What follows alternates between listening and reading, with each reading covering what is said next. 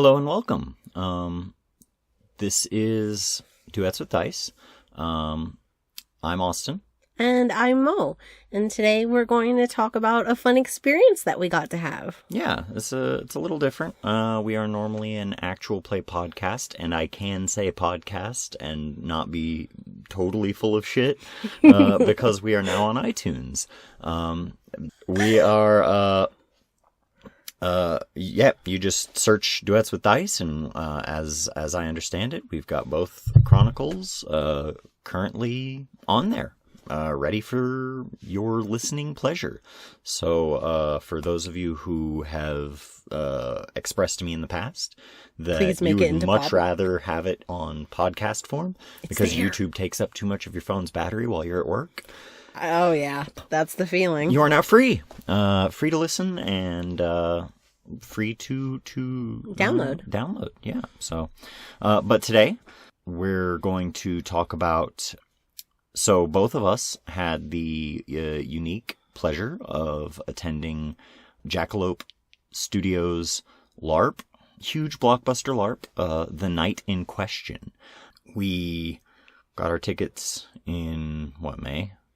God, we got our tickets pretty early. Yeah, we were pretty excited for this. I spent the entirety... Yeah, it had to have been in spring because I started clinicals at my school in summer.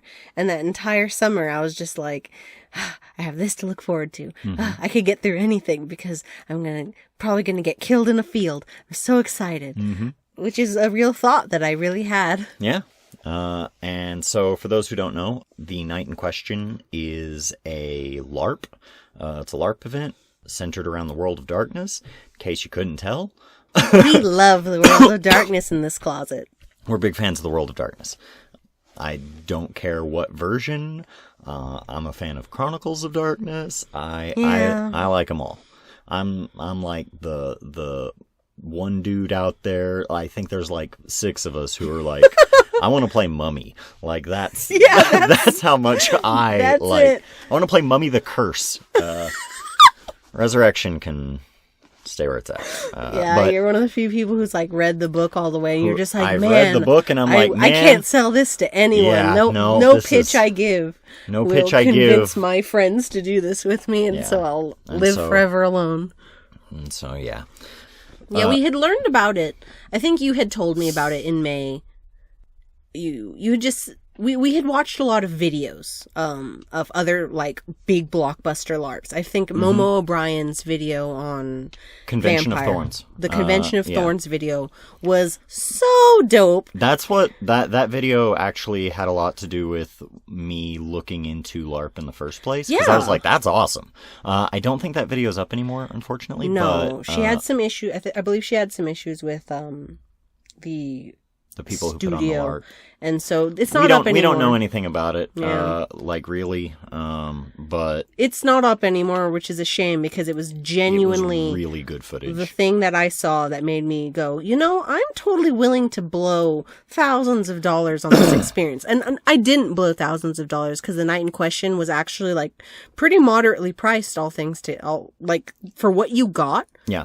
A big part of our being able to do it is the fact that we are in Central Texas. Yeah. And so this was out in... Bastrop. It was in Bastrop, which is about an hour and 45 minutes away. Maybe less Austin than... Probably is less an hour than and that. 45 minutes. Bastrop was like an extra. Yeah, it was like maybe 2 hours away. Yeah. And so some people had to fly down. Yeah, some people flew in from New York, Europe. We met a lot of people. Yeah, it was really cool. And so we're just gonna kind of freeform it and talk a little bit about it, and we will upload this to YouTube and iTunes and stuff like that. If you're interested in more, leave it in the comments. If you're like, hey, I want more games, you'll get them. So shut up. Wow, that was really aggressive. But yeah, so one of the things we bought our tickets and everything, and by the time we had gotten to it, all of the, like, big packages. Now, you could still go up and look at the website and look at the pricing, and I suggest you do, because there's, like, big boy packages. Yeah, they got like, the big boy packages. You're dropping, like, $1,000, and you're getting, like, the Fangsmith comes up. By the way, the Fangsmith had a hearse. Yeah, dope. He drove around in a hearse. It was like, awesome. we came up to the Father hotel. Sebastian was his name. Yeah, I came up to the Because what else hotel. is a Fangsmith going to be named? Like, we were walking up, we saw the hearse, and I was like... I know that person is here for vampire, and my hype levels just, like increased skyrocketed. because I was like, if we got somebody here who's got a hearse... Then this is about to be a good fucking time. So, I apologize for my cough, by the way. I am... sick. Been getting over a cold for the past, what feels like forever, and every time I get sick, my cough lingers forever. It's okay. It's just a long after I'm no longer sick. But, yeah, no, they had different packages on there. So, like, the big one, Fangsmith. You get your custom character. You get, like, a makeup artist who comes on site and will, like, do you up in prosthetics. So we showed up pretty early to buy our tickets. Yet... those were all gone. Those were gone immediately. And so we just bought our normal ticket. We bought, like, I bought it when there was still, like... 90 tickets left. Yeah. And in the end, I think there was 150. So we were in the first... yeah, we were in the first, like... half-ish. Third, maybe, I don't know. Yeah. And so, that's... you could get guaranteed vampires if you wanted. This earlier you buy your tickets. We bought ours pretty early. Still were unable to get vampires, which was fine. We had a good time. Mm-hmm. But it is notable that when they open up again, I will be there at the hour to buy my ticket. Because I want to be a vampire next year. Mm-hmm. I'm not going to say I didn't have fun as a mortal. I had a lot of fun as a mortal. And we'll get into that. I wanted to be a bad bitch. But yeah, so that was the sort of buying process of we got our tickets. They had a Discord set up that let people sort of go over their characters and stuff. Oh, yeah. And you know, build ties early, and the day that character creation opened, people were already like talking to each other. There was like so much hype. I was so happy to see all of it. And so the way that they did character I say creation, it's more like character selection. They had a bunch of pre-mades. There were a whole lot of pre-mades, and I think if you spent on the big boy package, you could create your character and, you know, integrate it in with them and work with them and all that stuff. There was a huge variety of characters. Oh yeah, like literally anything you wanted to play, like archetype wise, there was something there. Like if you wanted to play drug dealers, people in college, like just older members of the community, mm-hmm. witches, college students, mm-hmm. like literally anything they came up with. Yeah, they had something there for you. So the plot of The Night in question is basically the idea that in 1998, a bunch of people disappeared at an illegal rave, and no one ever saw any of them again. And so it approached a vampire LARP in a very different way than I think most Vampire the Masquerade LARPs approach it, because to my knowledge, in most Vampire the Masquerade LARPs, you don't have a bunch of people waiting in line to play a human, unless you know you're going to be made a vampire at the end of the night. Yeah. And then, you know, most LARPs are also, like, ongoing. You know, you come in 1 week, you show back up bi-weekly, monthly, whatever it ends up being, and you continue that same story. This was a one-shot. It was the equivalent of LARP equivalent of a one-shot. It was like a 6-hour-long horror movie mm-hmm. that we got to participate in.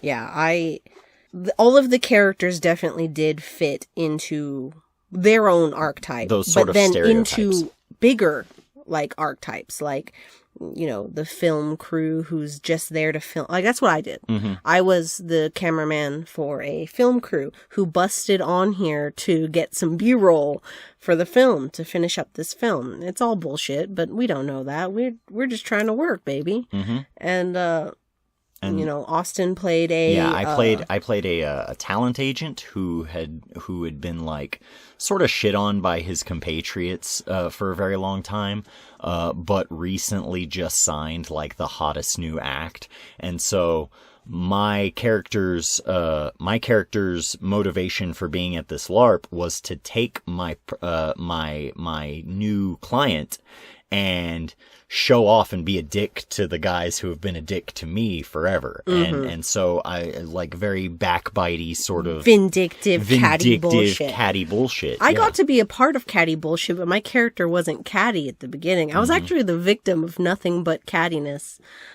Where every single, most of the people in my production were indeed very catty towards me. To the point where they're yelling at me all the time, and my character just has to fucking suck it up and take it, which was so much fun to play. There's nothing funner than, like, having 6 people yell at you and, like, do your job. And I'm like, I am doing my job. And everyone's just like, is she okay? And I'm like, I'm not okay. Yeah, but before we dig too much into like what happened at the event, so you have people doing character ties on like Discord and stuff like that, and they're working together and building everything. And I think that was pretty cool. However, for a lot of people like myself. Oh, this is your criticism. Yeah. Well, it's not so much a criticism because you can't help who signs up and what their level of motivation is.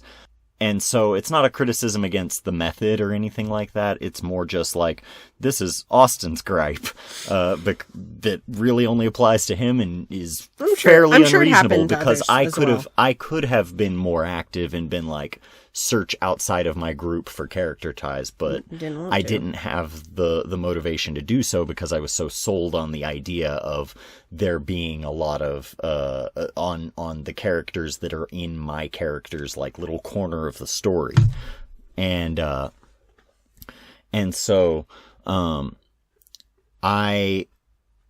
don't think anybody else signed up for the Talent Scouts until maybe the week before the LARP. And so for a while there, I was getting kind of worried that I was like, oh man, am I going to be the only one who has this role? Who am I going to be a dick to? What am I going to do? And I was like, at that point, I was getting kind of nervous because I was like, man, I wish I had made character ties with somebody, because I'm just going to kind of be walking around, not really knowing what to do. Thankfully, in that last week, some people did show up, and during the workshop, we were able to kind of pull some plot together, and I think it worked out really well. Those guys were awesome. Mm-hmm. And so let's talk about like the day of, like, so literally the day before. That Friday, actually, I had no intention of staying in Bastrop. Mm-hmm. However, we're like, Bastrop's close. I was like, it's close. And I looked it up and I realized that it was 45 minutes from Austin. Mm-hmm. So that means I thought about what I would be like. I'm like, okay, I'm going to be playing for so many hours. Am I going to want to drive 2 hours home, sticky with fake blood, all the way back to my home? I feel like I'd be too exhausted. And so I was like, okay, hold on. I'll find a hotel. And so I go on there. So in this little area of Bastrop, there's like 4 hotels. Yeah. And the only place that had one open was the Comfort Suites across the way. And I was like, sure, what is it? 2 twin-size beds? Whatever, I'll take it. It was 2 queens. But like, it was kind of a weird thing. I was like, man, this is a suite kind of made for a lot of people. I feel bad for taking this, but it is the only thing there, and so I'm taking it, baby. Mm-hmm. We make our drive there. It was a beautiful drive. Oh my gosh. We don't normally like drive through like the country. We just kind of get on the highway as soon as we can, and like, I'm just like, fuck it, I want to get to Austin.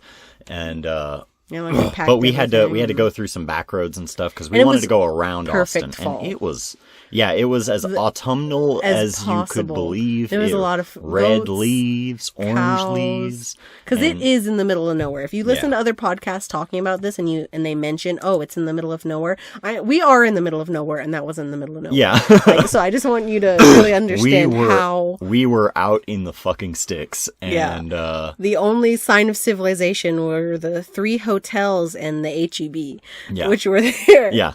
So, and the Whataburger. There was a Whataburger. We are in Texas. And so there was one. So we do this beautiful scenic drive there. The whole time we're just joking.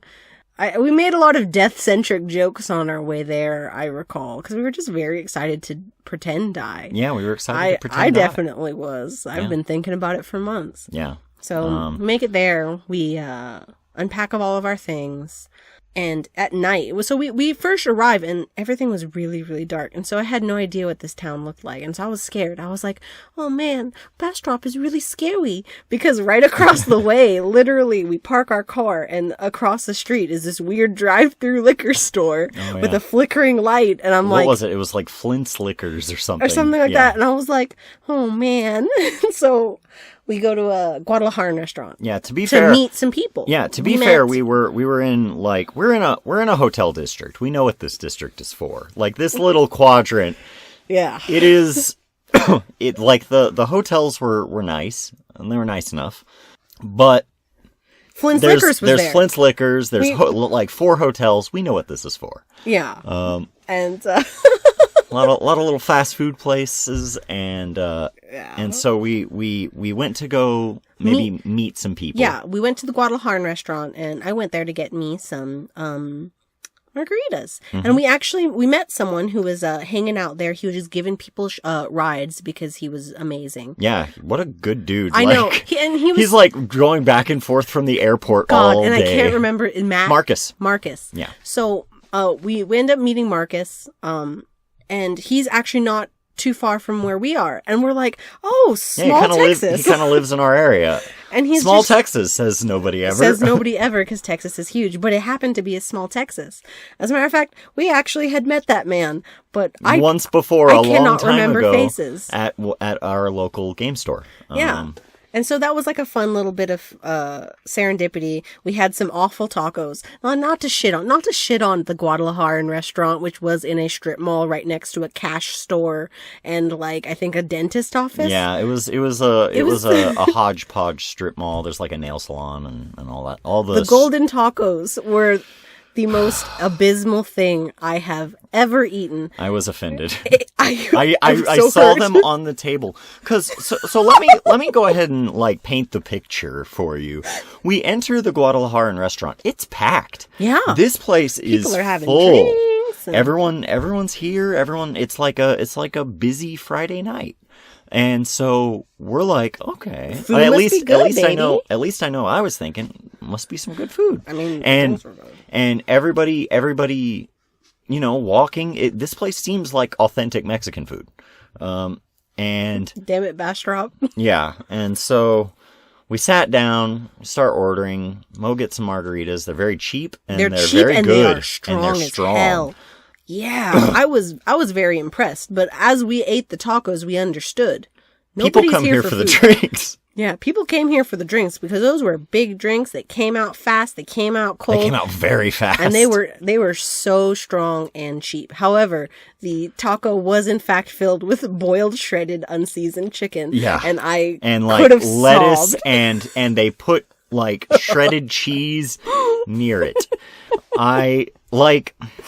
I knew. I remember I was, because like you bite it and you were like, oh, and I was like, it couldn't possibly be that bad. I felt suspicious once they brought out the salsa. And I was like, this is pace. Yeah, it was pace. This is pace picante sauce. And I'm okay with pace. I don't have a problem with pace it's just picante sometimes sauce. you expect a little better. But in a restaurant, I kind of want it to be like made. You know what I mean? In a blender or whatever. Yeah. Put tomatoes in a blender or something.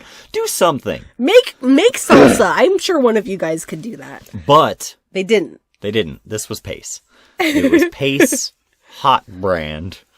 because it was kind of spicy. And I'm sitting there like, all right, we'll see. I look at the menu. I see golden tacos, and it says you'll get 3 tacos in there. They're great, and I'm like okay. Like chicken. They're kind of cheap. They're kind of cheap, but they're tacos. It's not a super expensive food. And so yeah, like I said, they bring them. They're hard shell, which I didn't know. It didn't say that anywhere. I guess I could have figured by golden tacos, but I didn't. And so they're hard shell. They're basically wrapped in like folded crackers, and wet. Well, yeah, they're wet for some reason, Wet, despite still chicken. being hard. They're boiled, shredded, unseasoned chicken. I was insulted, and cheese, like sort of just like thrown on top. They're not like in you the had tacos. to gather it into the taco. It was insulting. Not a great start to our 3-day visit. However, it was for me because I had 2 drinks and was like, haha, Lucky you. I'm drunk. And so we went back to the hotel and we're just super and excited. their Bloody Mary wasn't very good either. Yeah, no, it was weird. And it wasn't very good. Their margaritas were fucking bomb. Next year I'm going to return. We'll go early and we'll get a lot of margaritas or something. I'll try the golden tacos again, see if they've learned their lesson. Yeah. But yeah, that was our first day. I'm not golden. We went to sleep, woke back up, ready. So we get up, we get ready for our workshop. We walk over because our hotel is completely within walking distance. Yeah, it's in walking distance. So and here's where I'm going to feel bad because I'm so bad at names. You guys, if you guys have listened to this channel, you know this. I have the name recall of like a duck. I can't do it. Mm-hmm. So we go in and we were like, okay, well, we could register. We're a little early. We probably won't go to lunch. It's okay. We go up there. Everybody's at lunch, with the exception of like these 2 lovely girls from Florida. And a very tall man who we later learned was 1 Canadian and 2 a lawyer. He was also lovely. We all took a ride in their BMW.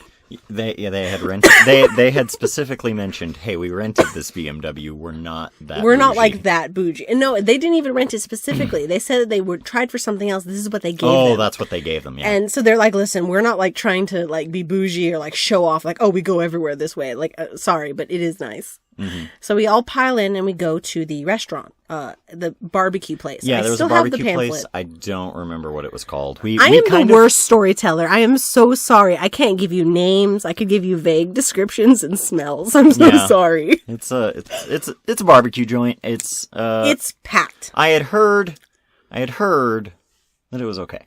It wasn't great. It was okay. Oh, well, I mean, like it was good. But it wasn't barbecue. like fantastic. So it was so packed that we stood in line for a little bit, looked at the time, and all went back into the BMW, across the way to a Whataburger, got our food, sat down, ate, and we're still pretty early back to the... Yeah, we got back and the line was there, and... But it was, we got in line, we did all of our registering, and we saw a lot of familiar faces registering because we have gone to the Austin Mind's Eye Society LARPs like 3 times, I believe. Yeah. And so 3 times. There's some familiar faces, familiar even for me. Mm-hmm. I know who Kevin is. I know Kevin. I know him because he's the only human being I know named Kevin, and he has a sweet-ass Anarch tattoo on his neck. Does he? Yeah. I didn't notice that. It's behind his ear. It's dope. And so that's how I know Kevin. Sorry to anyone else. I'm so bad at this. And so I saw these people. I was like, oh, wait, how cool. A bunch of these people are going to be here. How fun. And a lot of them were. Yeah. So we get our shirts, we get our stuff, and then we sit down for the workshop. The workshop was long.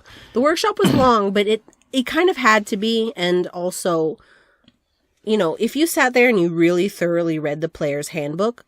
None of this was new. Yeah. However. It was like they read it almost, but a lot of people had questions. Yeah. And like. And so a lot of people had questions. I mean, you know. And it's fair because there are some people there who had never LARPed before. So of course they'd have these questions. It's kind of important. Yeah. But and I'm not going to sit here and be like, I'm super experienced at it. This was the first time we had LARPed like this style. And so it was worthwhile information. Oh yeah. I mean, but the thing is, I had read the material. We read the player's guide. None of it was super new. But yeah, they went through that. They did safety.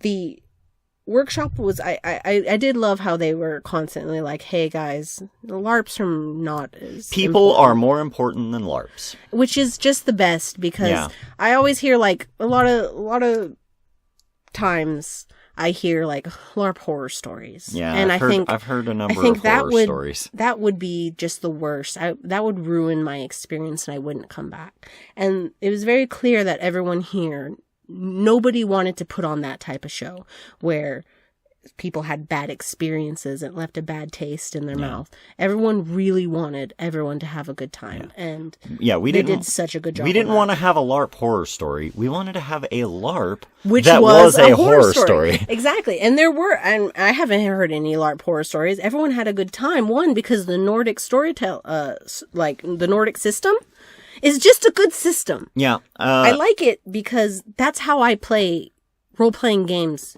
in general. Mm-hmm. I have shit memory. Like normal old style LARPing, I wouldn't be able to do because I'm dumb. I could not memorize what is on my sheet. Just the sheer amount of rules and what you're capable of. Yeah, I would have to like have it written on my arm like Mulan. Mm-hmm. Just like, oh, let me reach up my sleeve. Oh, look at some smeared writing to figure out what I'm capable of. Mm-hmm. I couldn't do it. With Nordic style LARP, that was never a problem. I was never intimidated. I was never like, oh, I can't do it. It was just like, oh, wait.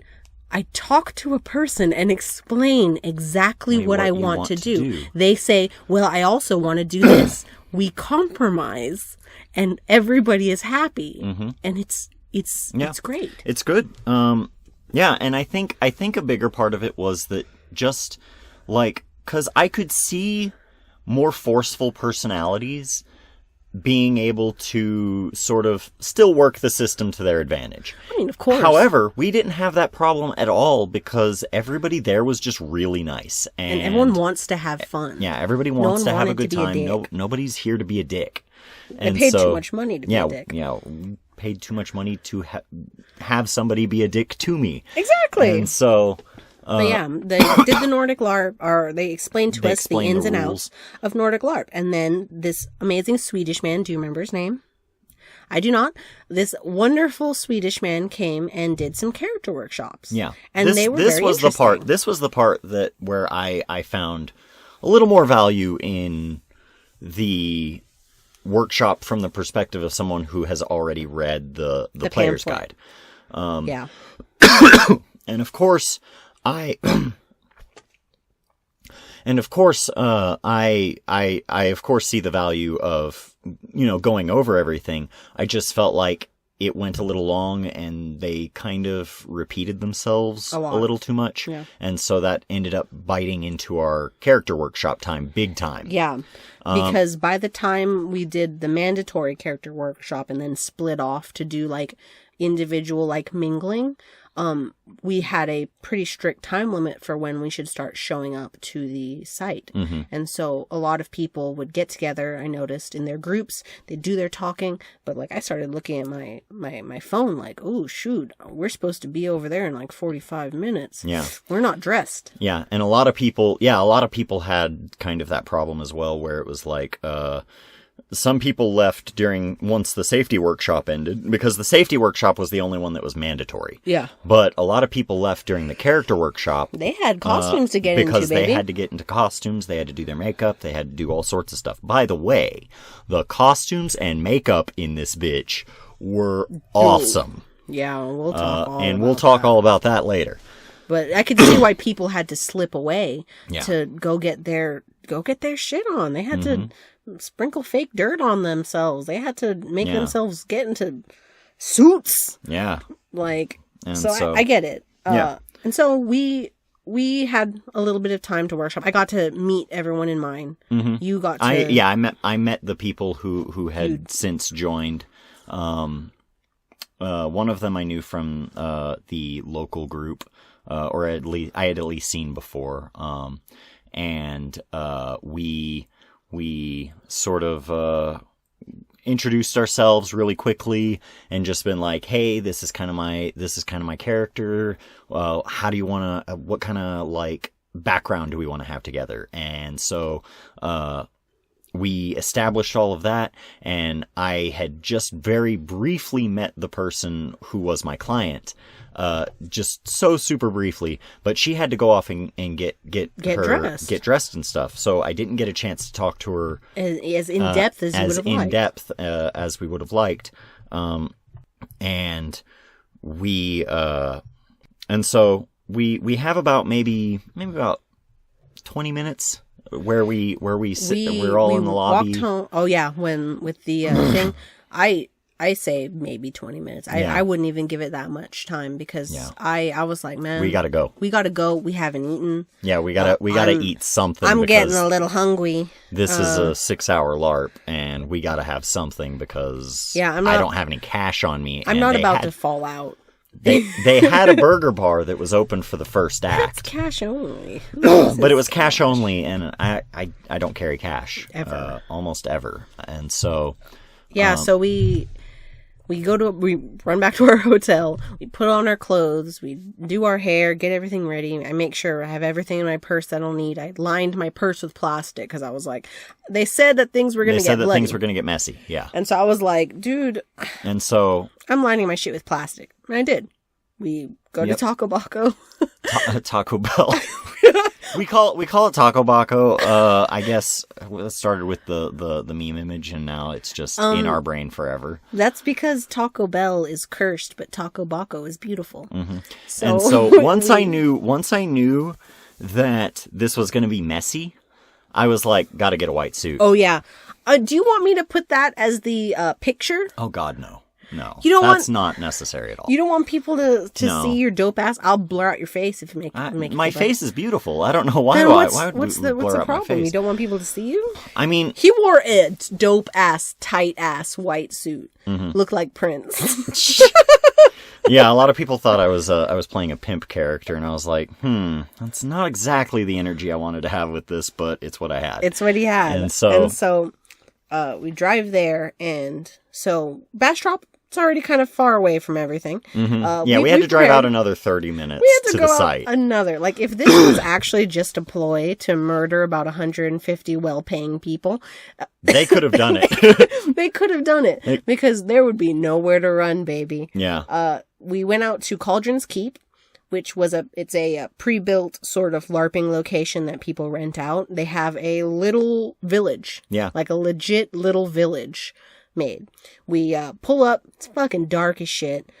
We park, and as soon as we open the doors, the moon was like a half moon, but it was very bright, and we can hear the rave music. Yeah, you can hear the rave music. We are a quarter mile away, and the only thing lighting our path are glow sticks that have been put on the ground. Tiny glow sticks, and Mo is blind. Not literally blind, but it's pretty close. My night vision is bad. Yeah. I should have known better because it's a nighttime LARP, and that's on me. But my night vision is bad, and it was lit by glow sticks. Aren't bad until like there was some rough terrain, and I was like, oh shit! Wait, is this a tiny little bridge? All right. Yeah. They also had They had some like speakers set up, and it was really cool because like to me in my mind, as we're walking this quarter mile to the site, this is like you kind of entering that world because you're seeing these speakers that are whispering at you and saying weird things and things like that. And you're passing up these these tents that are just covered in like graffiti that's like kill them and blood will fall and all this cool vampire stuff. Yeah, it's like walking through a portal. It gets you in character as you're doing that walk because you're like, all right, it begins. Because the moment you step into that arena, you are your character. Yeah, because I don't know because you had pulled out your camera because you wanted to like film some of that stuff. I have a lot of footage. Yeah, of like the beginning part mostly. I I have a lot of footage of the beginning part. I have some footage of people getting fake attacked, run down. I have a lot of dancing footage. All of my footage of people in the corral. They had this. It looked like it might be like a combat arena in like fantasy style LARP, but we used it as a stage for dancing. Yeah, you could tell that the place is normally used for fantasy LARP. There's like this big wooden wall over the village, and Palisades. And you can like go in, and there's a small section that has a little wooden tower that you can stand up on and kind of oversee everything. I never got to go up there. I did. It was dope. I got a lot of footage from up there too. Cool. I didn't know that. And then they have a little tavern and little houses. Tavern, little set, like just little areas that you could sort of crawl off into and have like your more private scenes or anything like that. They because had like little houses, and what they did was they put like tarps over them, so that way you could go there for more private scenes, like feeding scenes and stuff like that if you wanted them. Yeah, because they were like, hey, we're making no bones about it. This is a rated R LARP. Like, yeah, boobies can be out. Yeah, boobies can be out. The tops for men or women can be out. Yeah, tits out. And for LARP. Yep. And you just can't simulate sex. That was the only thing. They were like, hey guys, please don't, because like it's dark and dark, and honestly we don't want to have a whole LARP horror story. Please don't. Yeah, exactly. And so you weren't allowed to do that, but you could do kissing. Yeah, you could do touch kissing, a booby. You could like touch, as long as you negotiate it, whatever. You could touch a booby. As long as everything is negotiated, you were golden. So yeah, there was all these little spaces that you can go off and have rendezvous. I got to have a rendezvous. It was great. So we come in and we're immediately taken in. They have a bonfire. They have a rave. There's goths dancing in the rave. They have a little bar that they lit up with red lights, so it looks like everything is on like blood, and the guy will serve you shots, which are water. Yeah, it was all water. Actually, for a little while, it was like apple juice. And then he ran out of apple juice. Yeah, they ran out of apple juice. They eventually ran out of water. By the end of the night, there was no more water left either. They gave you little shots and everything, and they had posters all over the place, glow sticks all over the place. It looked like a rave. Yeah, this was like an illegal rave. Yeah, and once you're in there, there's no more out of character. Yeah. Like, I didn't feel tempted to break character. Yeah, there was no reason throughout the entire thing. It was so immersive because everywhere you see, you're dressed up in your costume. Everyone's dressed up in their costumes. And because the environment looks like a rave, there is no reason for you to go out of character. If you have to go to the bathroom, bathrooms are super far away, baby. Yep. The bathrooms are far away, and you can go deal with that. And that you could break character. You didn't have to, because I do remember as I went to go pee at one point, there was two people having like a secretive meeting.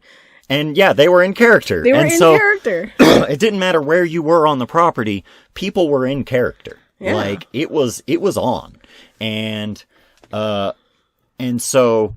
You've got the bonfire, and you've got people gathered around, dancing, and we're all in. So the way that they structured the LARP was in 4 acts. Yeah. And the first act starts the second you get there. You're in dancing, character. you're having fun. You're dancing. You're having fun.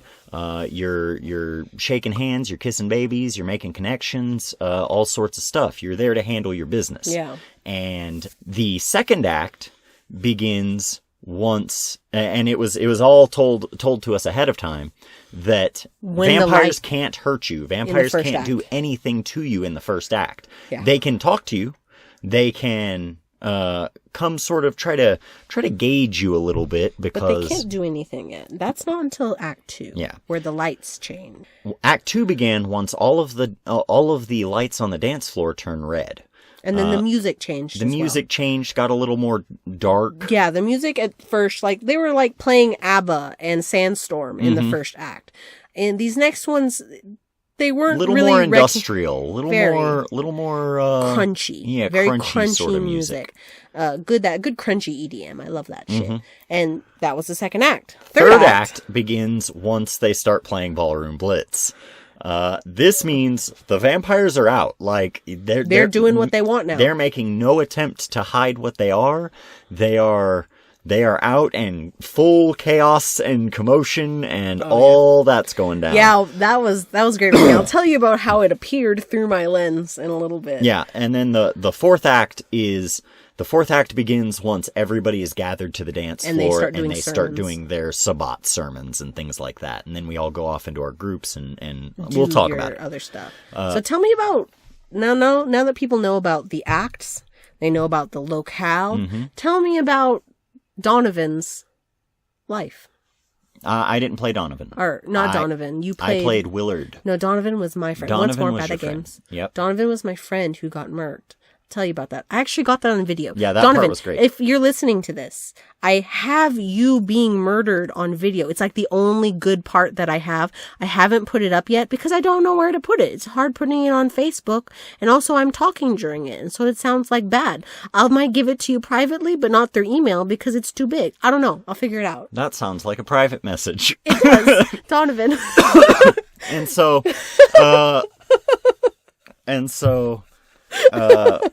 we the weirdest private message.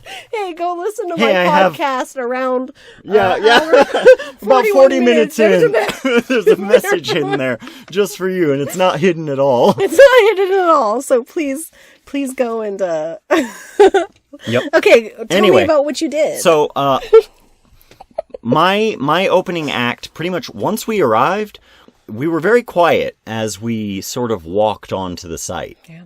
You were filming. I was just sort of like feeling it and sort of like getting into character, which those exercises we did earlier in the day, very helpful. Yeah. And so I'm getting into character. You're filming. Just sort of the quiet before the storm, and it had that feel to it very much. I arrive, and I'm just sort of walking around feeling it out, even in character, out of character as well. Just sort of seeing what's going on, familiarizing myself with, like, everything that's around. I do a quick little walk around. I sort of I stand outside of the bar area for a little bit, and then I see my people who I'm supposed to get in touch with. And I go up, I shake hands, I say, "How are you, you lousy son of a bitch? It's good to see you." You know, we're already just like sort of, we're being very outwardly friendly, but we're sniping at each other the whole time. With just very, very, like the jabs start subtle, and we built up, and we just sort of played off each other, and it was very good. And so I haven't seen my client yet. I have been told that she's around here somewhere. Don't know where she's at. But I talked to them. I talked to the other guy who's with us, and he's a club promoter. And that guy was awesome. His like energy was just he was so high energy. I didn't get to see this guy, and I wish I did. Yeah, he was so high energy, and he was so like, he's like happy to see you, and like he tells you straight up. But he wasn't. Yeah, he tells you straight up. He's like, "Oh man, I'm on coke. I'm doing all sorts of stuff. It's having a great time. We're gonna have a great time tonight. Hey, let's go do shots." And so I'm like, "All right, I'll go with you." We go do shots. We're having a good time. A guy approaches me and says, "Hey, you want some drugs? Or are you dealing? Am I on your turf? I apologize if that's the case." And I'm like, "I am not trying to start trouble, sir." I'm like, "Hey man, I'm not a pimp. I'm not a pusher. What do you got?" And he's like, "Well, I've got some sweet tarts and some stuff like that." And he pulls out like it's exactly like that. He pulls out like a Halloween bag. And, yeah, that's great. And I'm like, "Yeah, I'll take a hit of a sweet tart." I put it in my mouth, and I'm like, "Oh yeah, this is good. Thanks, buddy. I'll catch you around." And he's like, "Yeah, no problem. You bet." And so while I'm here, I run into my buddy again, and they're party on at this point. Yeah. And so my business rival approaches me, and he's like, "Hey, I hear there's a film crew here. They're filming some kind of like B movie or something like that. Might be worth looking into.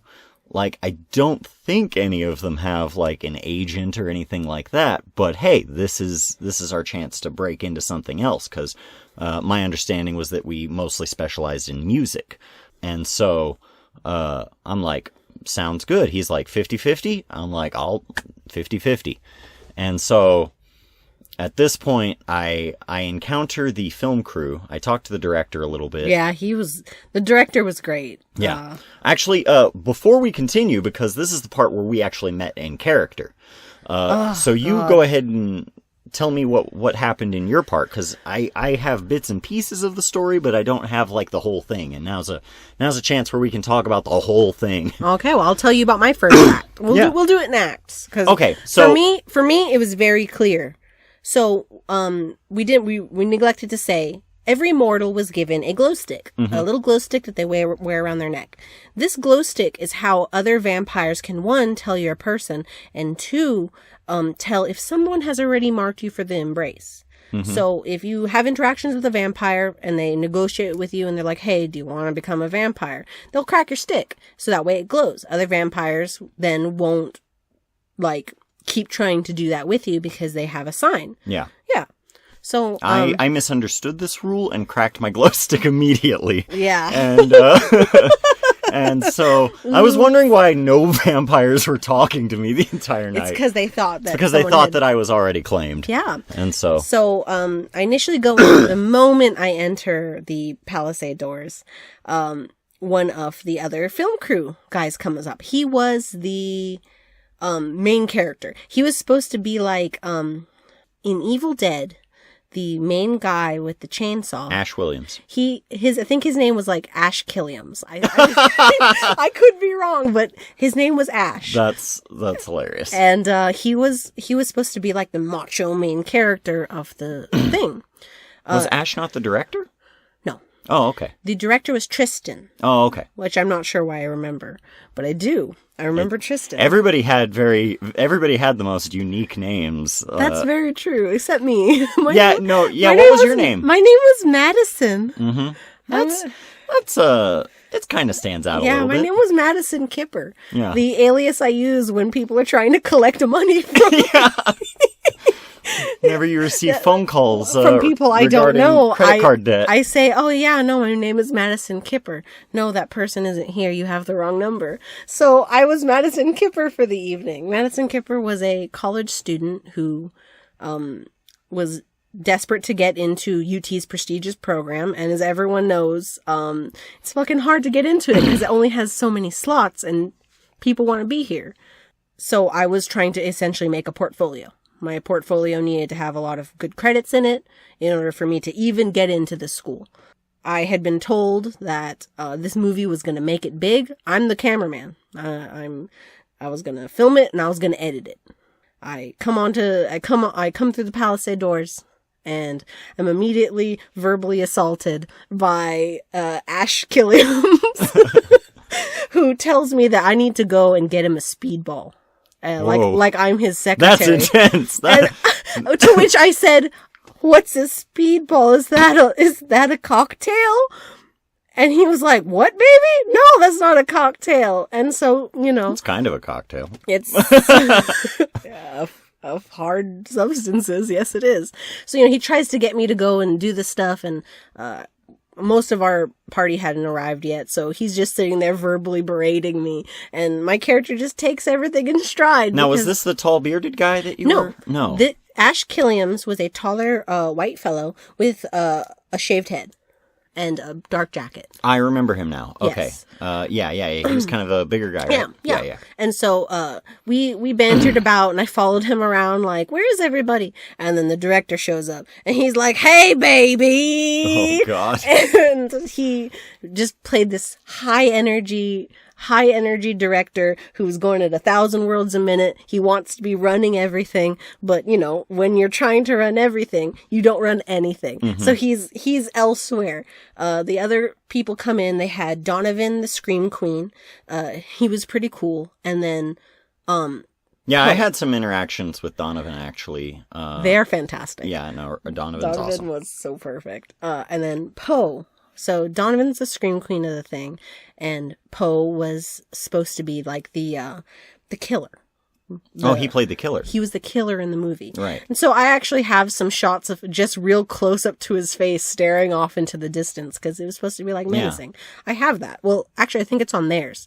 They have that. Mm-hmm. I don't on mine. So, we eventually all aggregate and we start to shoot some scenes in the first act. You might have noticed, we actually filmed a chase scene pretty early on, and people were like, oh, there's a film crew here, because we literally had Poe chase Donovan down.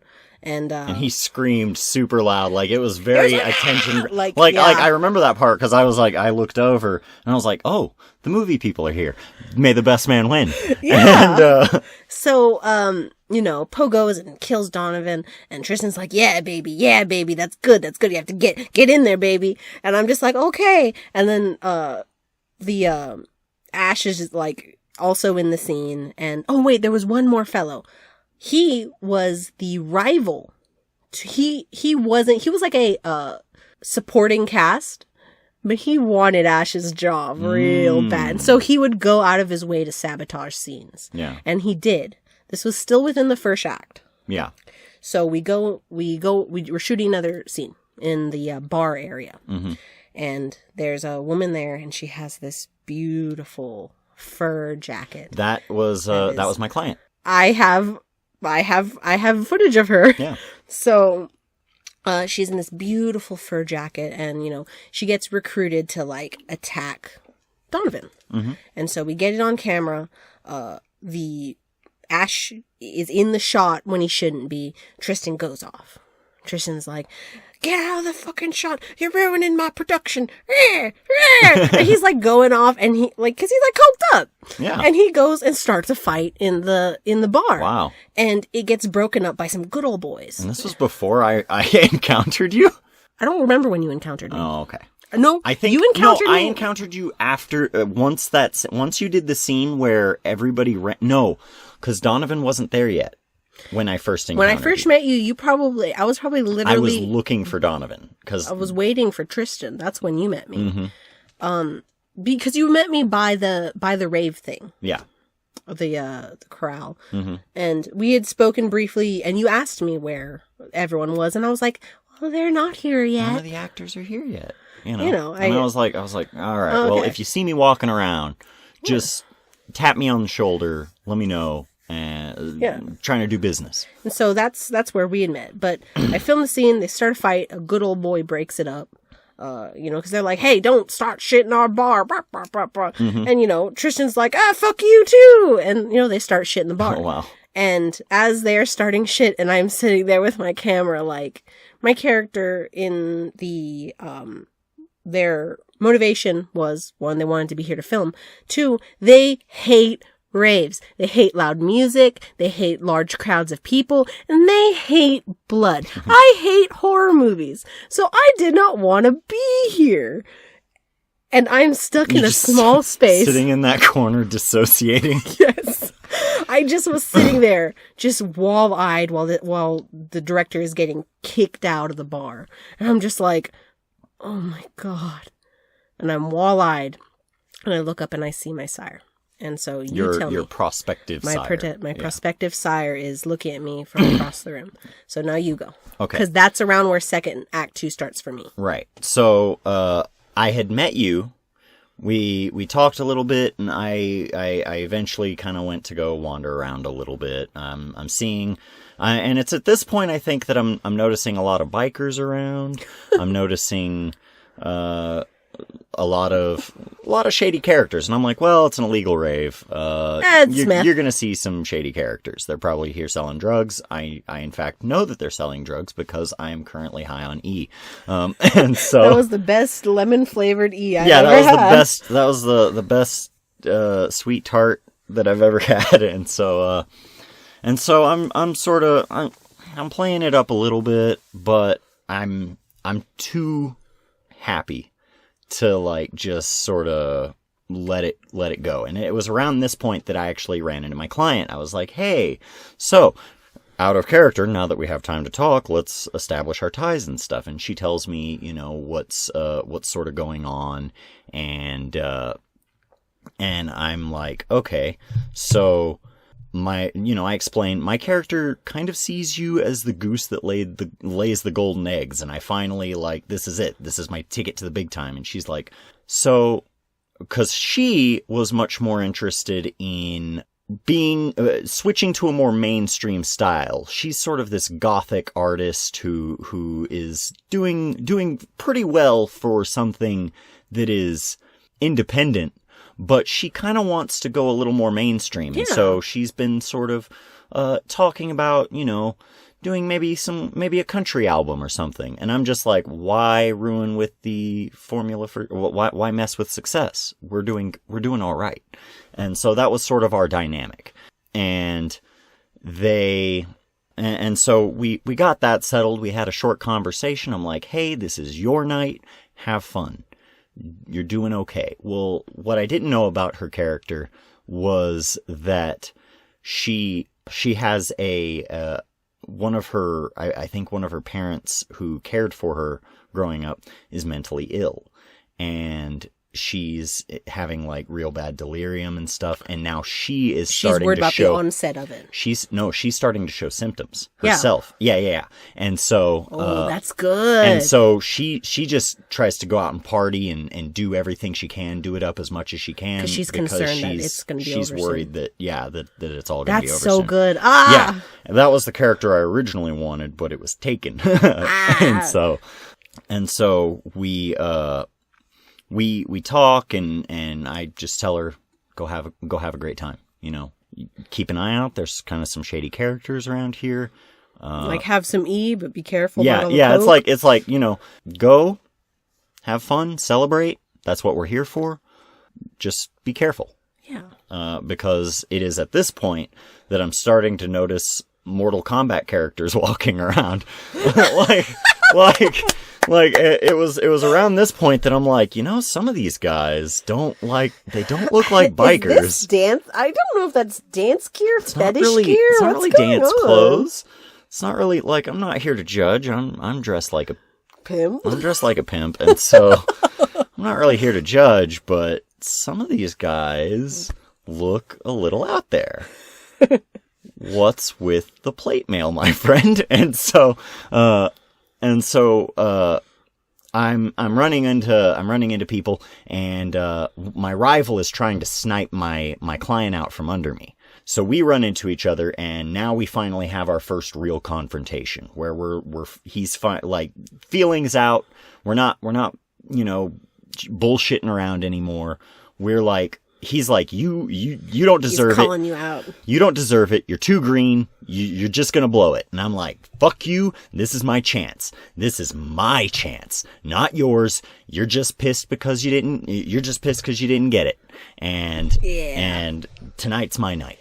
Tonight's my night, dipshit. And so, and it's always at that point that our other friend comes in and is like, whoa, guys, come on, calm down. Break it up, calm, guys. No, that's enough. Break it up. We're doing okay. Everything's cool. And there was another person in our group as well. He explained to us during the character bits that he is actually a vampire. He's in our he works for our agency. And for some reason, he's super successful, even though he's not very personable. And so he's super successful. He's a toreador, but he is with the Camarilla. And so, yeah. Oh my god, that bitch was in the wrong place at the wrong time. Oh, I bet he was shitting his pants. You might remember walking around during Act 3 and toward that little open field over by the tower and seeing a guy down on the ground for most of it. Wait, that was him? That was him. I watched him get tortured. Yeah, you did. And so, yeah. See, fun little things you don't realize. Mm-hmm. Yeah. You're first through, and then it all starts to come together. And I see him out on the dance floor, and he's having a hell of a time. He's just like... Cutting a rug. He's cutting a rug. He's into it. And I see him, and I'm like... Because he had told us that he didn't have time for all that shit. Uh-huh. He wasn't going to be out here at this rave. So I see him, and I'm like... not going to be here, huh? What's the deal with that? I'm a little defensive. Yeah. I don't know what he's here for. He might be trying to snipe my stuff. If I think anybody is a threat to me, it is him. And even in the fugue of confidence that I have at this exact moment. And so I'm just trying to feel him out. I'm like, well, what are you here for? And he starts telling me about his mom and stuff. And, he's like, yeah, well, my mom told me I couldn't come here today, but I'm here now. And there's nothing she can do about it. And I'm like, whoa, okay. Didn't really have you pegged as mama's boy, but do you, man? Have fun. Because now that I know that he's just here for his rebellion shit, I don't know if he's lying to me or what the deal's going on. But I'm just like, okay, maybe he's a little high. Maybe the party started a little early for him. It's okay. God. But once I sort of don't see him as a threat anymore, I'm like, all right, man, we'll have a good time. So I'm walking around, I'm seeing fights break out, I'm seeing the bikers getting into some stuff, I'm seeing all sorts of stuff go down, and I'm like, I'm getting a little worried, cause like, there's fights, and I'm hearing rumors at around this time about somebody who got stabbed, and I'm like, it was probably for the movie, you know? It was probably for the movie, everything's okay.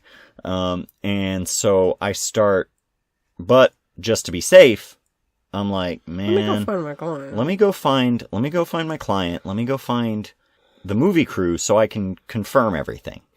I go over to you. I think it was you, and then I double checked it with another one of them. I was having a mental breakdown at that point. Yeah. Yes. So you tell me what happens. I'll tell you about my version of all that.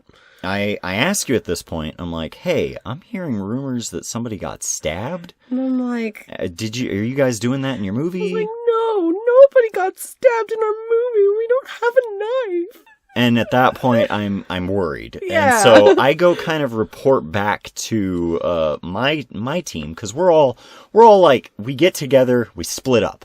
We get together, we split up, and every time the intensity gets just like a little higher each time. So I go over to him, and he's having a good time now. He apologizes. He's like, hey man, I was out of line. I'm sorry. And I'm like, okay, we're cool. Yeah. Just quit your shit. And he, and so I'm like, so you told me about that person who got stabbed, right? He's like, yeah. I'm like, I just talked to the movie crew. They didn't see anybody, they're not behind that. So whatever it is must have been real. And they're like, no, that's impossible. I've got both of them with me. No, that is impossible. The person got right back up and he's around here somewhere. He's around here somewhere, like a hole in his chest. And I'm like, what?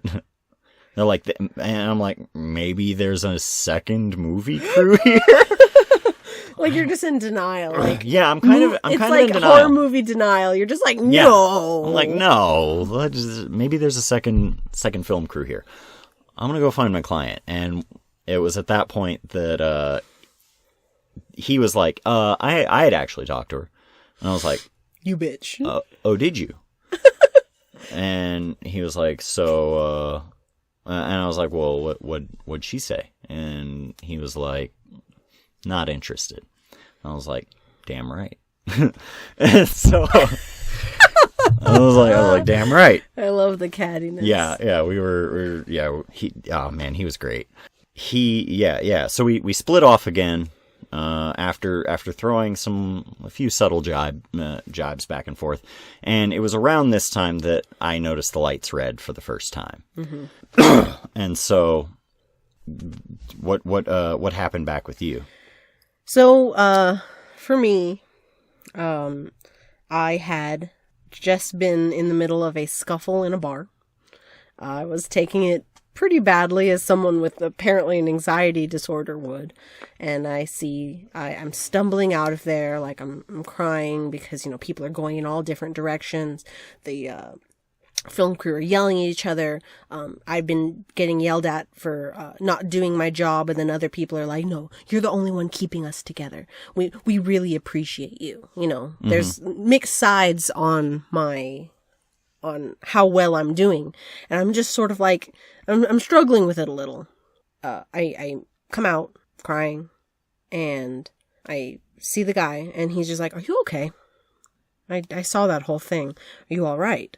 And I'm just like, "I don't know," and he's like, "Oh, well, do you need to be like out of the bar?" And I'm like, "Yeah, I want to be out of the bar. I want to be out of the rave. I want to be out of the country. I don't want to be here." And so like he leads me away and is like, "Man, that is nuts. Is that guy high?" I'm like, "Yes, he's on coke." He had a speedball. He had a speedball. And so he takes me away to one of the little rooms and everything, to calm me down, because I'm just not. I'm not in a good place. The music is like, the strobe lights aren't responding well with me. I'm having a real bad time. And so he takes me aside and is like, "Are you okay? You need something to drink?" Just being a real nice guy. And he's like, you don't have to take that shit out there. That's nuts. Do they always talk to you like that? And I'm like, "Yeah." I'm like, "They do." He sort of talks me down off of everything, and I tell him about why I'm there. I'm like, I don't want to be a part of this, but I have to. He's like, "Why do you have to?" I'm like, "Because I want to get into college." It's like, "Oh, you want to become educated? It's a noble goal. Where do you go to school? Or where do you want to go to school?" "Oh, UT." I went to UT. I have a he had a doctorate. He had a doctorate in Roman history. Oh. And the moment he started saying that, I was like, "Ooh, yeah." I bet you do.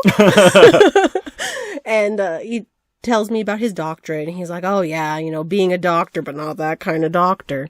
He talks to me about how he hates raves. I'm like, "Okay. Why are you here?" And he's like, "I'm observing the ritual." And we talked about mystery cults. Mm-hmm. We talked about movies. We talked about, it was a great setup for it. I don't know if he did it on purpose, but he asked me very specifically, what things in movies, what things do you use to create suspense and terror? And I was like, music and lighting. Those are the easiest ways to do it. And he was like, "Man, you seem to know your stuff." And right around then, because we were in the tent for a while. Mm-hmm. Right around then, I believe the lights changed red. Because I was in there with him talking for a while. I think, I'm trying to remember. Yeah, no, we had chased down Donovan in the first act. Mm-hmm. Oh yeah, for sure. It was like one of the first big events that I remember happening. Yeah, so that definitely took place then. The lights changed red, and he was like, "Man, that's really weird, right? Like, this music, it's so different than what it was like earlier," he says. Mm-hmm. And I'm just like, I've got to get back to my friends. I have a responsibility here. I'm so sorry. Thank you so much. I'm very glad I got to meet you. And he's like, "I'm glad I got to meet you too." Very charming guy. Mm-hmm. And I go find my friends, and the lights are red. And I'm like, what's happening? The music is crunchy. I start seeing weird people. That's when people in prosthetics start coming out. And I'm seeing them, I'll look at one, and this scene in particular, I remember very vividly, because the guy did everything he was supposed to do, and I love him for it. Mm-hmm. I saw someone dressed up like a monster. I saw him through a crack in a palace, in a wall. I made direct eye contact with him. Went around the corner, and he had moved, so he would be standing very ominously right when I turned the corner. Mm-hmm. And I fucking booked it out of there. And so I go around the corner, and I'm trying to find my friends, and I'm crying, and I'm freaking out. I'm like, "Something is wrong. Something is really wrong." Poe comes up to me and is like, "You didn't do drugs, did you?" And I'm like, "No, I didn't do drugs. We need to get everyone. We need to go. Nobody's listening to me. Why are they playing this fucking music?" And then you come up like, "Hey, I heard someone was getting stabbed." And I'm like, "I don't know. We gotta get out of here." And my sire comes up as Poe is there, and is just like, "Oh, who's this? It's your friend?" And Poe, me and Poe had worked out this sort of thing where we're living together. Things are we're like friends, but it's in a sort of place where we're not sure where we are. Mm-hmm. And then this other guy shows up, and Poe, thank you. I appreciate you so much for this. You acted like you were slightly offended by him being there. Like, you're like, oh, like, who's this guy? Who's this guy? I love him for it. It was so good. And, walked off to go get a drink. And my sire was like, that felt a little rude to me. Are you okay? Like, he'd always turn back to see how I was feeling about it. And was just like, man, that seems tough. Do you put up with a lot of that? And I'm just like, no, he's not usually like that. He's a really nice guy. He's like my only friend. And he's like, okay. All right. Well, we'll see how that goes. Man, this music is weird. Wanders away. And I think he did that one more time where I was wandering around. He had told me, we had talked about there was someone there who was playing like a self-help guru. Yeah. I saw her posters. They had posters. And I think I spoke to her earlier in the evening. He had spoken to me a little bit about, that shit's phony. Hate when people like swoop in like that to take advantage of somebody to take advantage of the impressionable youth. Yeah. By the way, I'm a member of the Sabbat. So yeah, we mentioned they hated it. I went, I looked at it, I tore one of them down, crumpled it up, put it on the ground. I was like, oh, that stuff is bullshit. Clearly being impressioned upon.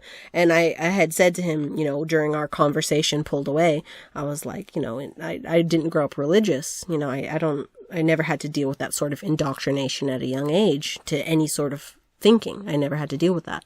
And he was like, oh, indoctrination. Well, I'll be sure not to do anything like that to you. He said that. The man said that. Yeah, that was pretty good. And so, around that time, Mo has to go to the bathroom. And I start walking there, and the guy comes down and is like, hey, are you going here for out of character purposes? And I'm like, oh, yeah, no, I just have to pee. And he was like, oh, okay, cool. Well, when you come back, I'll be waiting around here. Cool. So I go to the bathroom, and here comes the real terror. Yeah. Like, let me tell you about the real horror that I experienced on the night in question. I do the stumbled half mile or the quarter mile walk to the porta potties. I go up to it, and two people who were having a conversation, a spooky conversation, were like, "Hey, go to the second one in. The light's better in there." And I was like, "Okay." I go in. Yeah. I had to do my business lit only by a single glow stick. I don't know if anyone's ever tried to do that. And these are porta potties. These are porta potties. It is dark. I couldn't find the TP at first. I was like, oh no, this is about to be a bad day. And I was like, oh wait, no, it's okay. Light was fucking dying. Yeah. So poor planning on that one. But that was my true terror. It's completely dark and I'm in a porta potty. Yeah. I stumble back and I meet I think his name was in character, his name was Anthony. Pronounced like that. Yeah. And so I was sure. Roman. Of course it is. Yeah. So I meet him again and he's like, do you want to we're out here, do you want out of character, do you want to do the scene and everything? And I'm like, we're right. Had he already broken your glow stick at that point? He had broken it inside. Oh, way earlier. He'd broken it while he was inside, while we were hidden away in our little cubby. Mm-hmm. And so he was like, hey, do you want what's right here? I'm like, oh shit. And I finally see for the first time the things. Mm-hmm. And this is approaching the third act. Yeah. As soon as my business was done in the killing field, so to speak, third act begun. But he came over and told me about how I'd been taking shit for my whole life and that it was time for me to change it. And I had felt pain and I would continue to feel pain. And, but I'd be able to do something about it. I wouldn't be weak. And he fucking shovel heads me. Mm-hmm. And it was He dope. took you out to the field. So he's grabbing me and like, let's talk about that. So yeah. They had like maybe 6 or 7 like mass graves dug up. With hay all they around had them. Hay on the Velcro, sides. Like baskets, sort of like little baggies that you could like seal yourself up in. Mm-hmm. Yeah, and you could just like wrap yourself up in it, and while they buried you in hay, this is to simulate the shovel-heading ritual of the Sabbat, where they will take a bunch of prospective vampires, sire them with the smallest amount of blood necessary to turn them, and then shove them all in a hole, and the strongest will emerge. Yeah. They had singular graves for us, and yeah, once you were in the little Velcro bit, they would pour hay on you, and you had to crawl out. It was dope. It was one of my favorite parts. It was amazing. It was just so cool. And then inside, speaker. Yeah, they had the little speaker that I mentioned earlier that was playing the whispers, and so you could sit in there as long as you wanted, and they were just like, yeah, you can listen to whispers, and they were. I couldn't really make it out when I was in there, but I could tell that there were whispers. At first, I thought it was like, is that a pipe? Is this running water? I was like, that doesn't sound good. Oh, wait a minute, that's a voice. These are whispers. This is cool. Gotcha. Yeah. So he dragged me in, shovel-headed me. I went down there. I got a little bit of footage of down there. Not a lot. I should have stayed there longer just to get more of the voice, because the voice was excellent. Mm-hmm. I come up, and my sire has congratulated me for pulling through. And he's like, let's celebrate. We did something great. Let's celebrate. We start making our trek towards the palisade. And I think it was right around the time we hit the little tiny bridge, that ballroom blitz started to play, and he gave out, he laughed. He's just like, I'm like, oh, I don't feel so good. Why aren't I breathing? I feel bad. What did you, I was just like, what did you do, Anthony? What did you do? I was hamming it up. It was fucking great.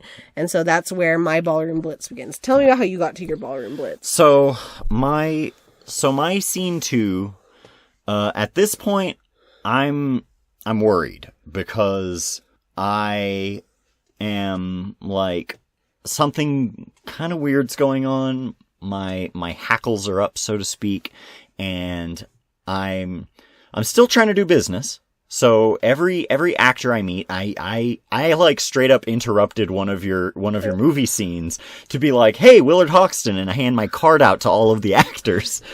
and they were like, oh yeah, they were like super like, oh, this is great. Yeah. Especially Donovan, who was like, oh, well, I'm going to be filming this a little bit longer, but, afterwards, I'd definitely be down to have like a meeting or something. And I was like, listen, baby, let's do it. I can make, this is artsy, but we can get you into some like real productions. If you're interested in like really making money doing this, because I've seen you're good. Whether I believed that or not was not important at that time. I've seen you're good. But, how much time do you have between all of this filming and stuff to like make more appointments and stuff like that? So let me handle all of that for you, and we can make it happen. And so, I'm going around, and I've got my people introducing me to more actors who are more like stage actors, and I'm like, hi, how are you? I got to meet a couple of those guys, yeah. If you're interested in doing any movies, if you're interested in, finding some gigs or anything like that, just let me know. Let me know. We'll see what we can do. And, so I'm making connections, but I'm also keeping an eye out, because now I have not seen my client in like a minute. Yeah, it's been a while. And shit. And so I'm like, all right, enough fucking around. I gotta go find her, because if I don't find her, things are gonna get bad. I'm seeing more and more people. I'm seeing more fights break out. Things are eerie, and I'm kind of like, let's just get out of here. Yeah. So it's at that point that I left the little village that they had set up for the first time, because there was a big field out there where they had like the shovelhead assembly line, and they had like the tents where you could get your makeup done. Yeah. And stuff like that. And so I'm going out there for the first time, and I see her walking up. I see her walking up with someone else. I'm like, okay, cool. She made a friend, whatever. But I see her and I'm like, awesome. She's okay. And then she gets closer and she has got blood all over her. And she's just sort of like walking in this sort of haze. And I'm like, hey. And I think her name was Monroe. I was like, hey, Monroe, are you feeling okay? What's going on? You doing all right? And she's like, oh, look, this is my agent. She's talking kind of like she's drunk, but she's talking to her friend. And her friend is like, yeah? Huh. And she's just like, yeah, he's kind of uptight, but he's okay. And I'm just like, you feeling okay? She's like, I feel great. I've never felt better. And I'm like, awesome. What's with all of the blood? What's up with that, honey? What's up with, is that blood on your dress?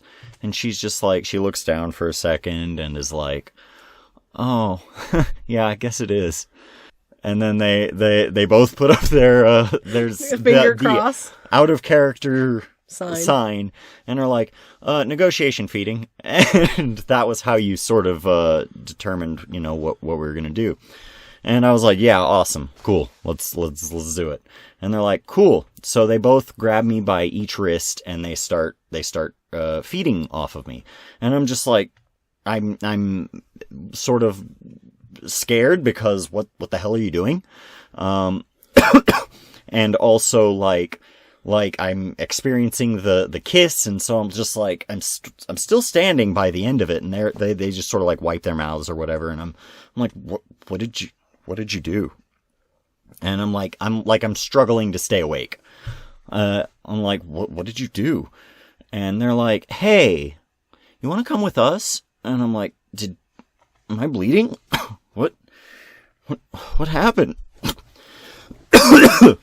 And they just sort of like hoist me up on their shoulders between them and guide me over the hole. And they're just like, yeah, we'll throw you in too. It was just like us. And so they take me over, and I see the guy in the armor. Yeah, he's got like a cool pauldron, and he's got this paint. big robe, and he's got the paint, and he's got a shovel. And they were like, all right, we're gonna put you in now. And this was hilarious. So they drain me and they toss me in the hole. They forgot a step. Forgetting something? Yeah. They drain me completely. They toss me in the hole, and the priest, the pack priest that's there, is like, yeah, he's sort of out of character, telling me, hey, zip yourself up, make sure you're okay. I'm gonna start pouring hay on you. You hang out in there. Just come out whenever you want, and I'll tell you what power you get and like what you've been embraced into. Mm-hmm. And I'm like, cool. So I get in there, and they're like, oh shit, I think he's dead, because they just got embraced. They don't know how to make a vampire. They don't know that you have to put some of your blood in. And they're like, oh shit, I guess he's dead. Oh well, let's go. And I'm like, well, fuck, I'm dead. And the guy eventually comes over and he's like, hey man, you can come out if you want, and we'll just say that one of them sired you anyway. Because I could hear, like, among the whispers, the guy eventually comes back and he's like, he's what? And they're like, yeah, I guess he's dead. And they're like, you idiots, you just drained him. And he hits them or knocks them back or something. He does something like that. Yeah, batters them and then shoos them away. And then he's like, all right, hey man, yeah, I know that wasn't, I guess, supposed to happen, but you're free to come out and you'll be good. And I'm like, well, I didn't come this far just to be a wraith, even though that would have been an okay ending. But I was like, nah. You still want to play though. I gotta be a vampire. And so at that point, I crawl out, and I'm like, I've got the smallest amount of blood in me that one can have.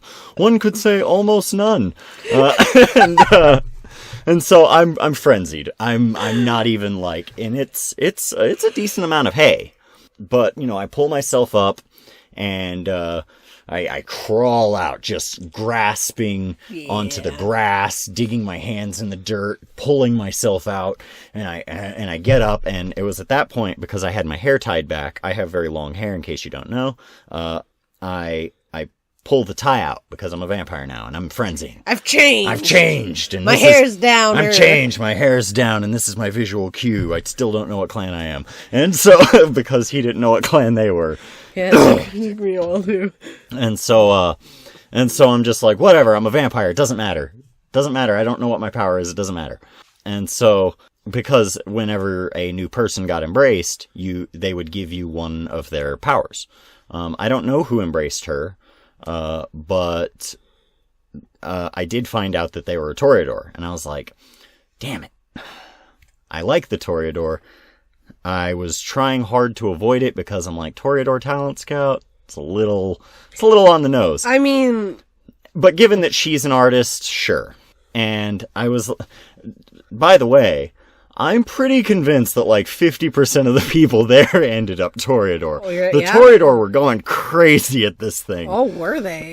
Like, everybody, pretty much everybody on my side of the plot was Toreador by the end of the night. God, I didn't meet too... Oh, I don't even know what my people came up as. I was too busy fighting them to ask. Yeah, I know that there were a large amount of Malks supposedly, because we talked on the way back, but I was like, when did your Ballroom Blitz begin? Ballroom Blitz hadn't started yet. Oh. This was about maybe halfway through the red. Yeah, and really? And by the time I got back, it sure felt like most people were vampires. Because I think everybody was in a hurry to get shovel-headed. Like, I know for me, the primary selling point of this was that I get to experience being shovel-headed. Yeah. That's awesome. And it was awesome. And so I'm in a frenzy, and I see people coming down the assembly line, like everybody's got their child at this point. They're bringing them over. They're bringing them over to a different hole. Dragging them by their sweaters. Somebody whacks them in the head with a shovel. They fall in the hole, and everything. And it's like an assembly. And so, I wish I could have seen that. It was moderately empty when I went. Someone next to me was fucking screaming though. Mm-hmm. It must have happened. That must have happened way after I got sired. Yeah. And so I'm crawling back. I'm frenzied. I'm going to move back to the village. I see everybody in line, and I'm like, those are already claimed. Out of character knowledge, all of them are already claimed. I'm just going to skip right past them like I don't even see them. Yeah. Because if I'm frenzied, I don't care who you are. I'm taking that. That's my food. Yeah. But I'm just gonna be polite and keep going. Ah! Very polite, frenzying vampire. Okay. Yeah. And so I'm making it back, and I'm just like grumbling to myself. I'm uttering weird words and just being like, I'm hungry. And, just stuff like that, making some snarls and stuff, because again, I don't know what clan I am, but I'm hoping that I'm Gangrel. Anyway, and so... That's a very specific desire. Yeah. I mean, they're my favorite clan, and I like the idea of predatory businessman Gangrel. Oh, yeah, no, I could see that. And so, I made it back, and eventually I made my way into the bar. At this point, I'm not seeing too many people with their things lights on anymore, undone. With their lights undone. Yeah. And the only ones that I am seeing are purple. Now, if you had a purple one, that meant you were just food. Yeah. Like you were just there to feed on, die, and now you're back as another character. And there were about maybe 7 of those scattered around. Like, I would say next time, maybe get a few more.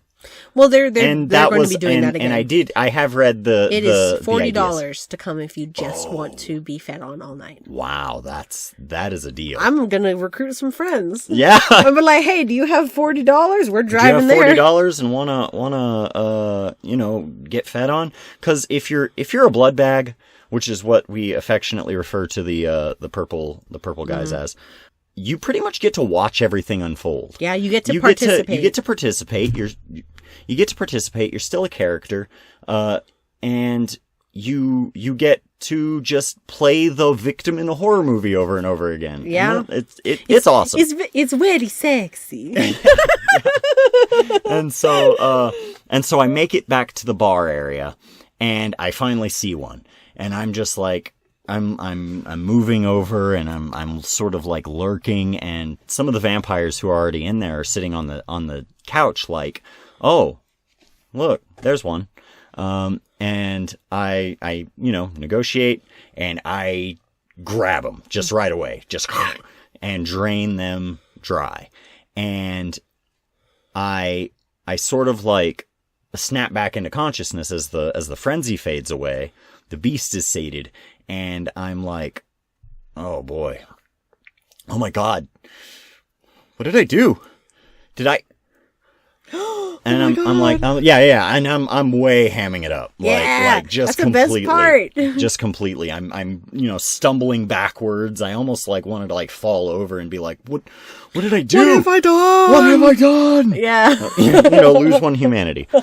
So I back up. I back up and I'm sitting on the couch and I'm just like, I'm conscious for the first time since I got out of the hole, and I feel different, and I know in my heart of hearts that I just killed this person. Yeah. And the vampire sitting next to me was like, well, how do you feel? And it's at that point that I'm like, well, I feel great. I feel better than great. Why do I feel better than great? Uh-oh. And sirens are going off. You're yeah, like, yeah. Uh-oh. And I'm just like, what is happening here? And they're just like, whatever. You'll get used to it, or you won't. Doesn't matter. And I love that. And I'm just like, she sort of like leans in and is like, what did they taste like? And I'm just like, afraid. Afraid. Yeah, they were scared. I can taste that. And she's like, oh, yeah, that's a pretty common one. Unless you get them from behind first. And I'm just like, Ote. And so I get up. They're leaving the blood buckets around at this point. I dip my hands in it and I start like splashing it all over myself. Like I'm bloody. I've got it on my mouth. It's in my hair a little bit. That stuff is not great for your hair, let me tell you. Yeah, I'll tell you all about my fucking incident. Yeah, and my fucking white suit is ruined. Yeah, that white suit's done. It's actually right here. I'm looking at it right now. It's a very pink suit now. Very pink. And so I go out, and it's at this point that I realize I'm powerful now. Mm-hmm. I feel strong. I feel pretty good. Yeah. Where is that motherfucker? And then you go to find that bitch. And I go try to find him. I go try to hunt him down, and I'm like, all right, now it's time. And I'm like, if I've got the chance, I'll drain him right there, and then someone else can come and sire him. Yeah. I'll finish him off because I want that fucker dead. And so I start looking for him, and I'm like, I'm gonna kill that guy. And and so but I also don't know what my powers are yet. I don't know what kind of vampire I am. So I'm like, shit, I should go back to that pack priest and because he as I got out and I started running back, and he's like, yes, go feed and I'm like, okay, I'll go feed. And I'm not going to take too much credence to what he's saying, but yeah. And so I go back, and he's still doing the assembly line thing. You're like, hello, sir. And I go up to him out of character, and he's like, yes, you're back. And I'm like, hey, man, what clan am I? And he's like, oh, man, I don't know. The big inquisitor-looking guy, like, just like, oh, man, I don't know. Ababo. I don't know. You just pick one. And I'm like, that's cool. But I feel like one of the things that I was looking forward to was to find out what clan I was going to end up as. And so I was like, well, I can try to go find my sires. And you can ask them. And I can ask them. I see one of them, and she's like, oh, you made it back out of the hole. This was not my client. But the girl that was with her. But the girl that was with her. And I was like, hey, what clan are we? And she's like, oh, we're Toreador. And I was like, yeah, I had a feeling. And so... I thought so. And so she was like, so you have one of two powers, depending on who you choose as your sire. She has you really, really like me presence, and that was how you would initiate the use of your powers. Yeah. You'd say, you'd hide it in your sentence and just be like, hey, you really, really like me.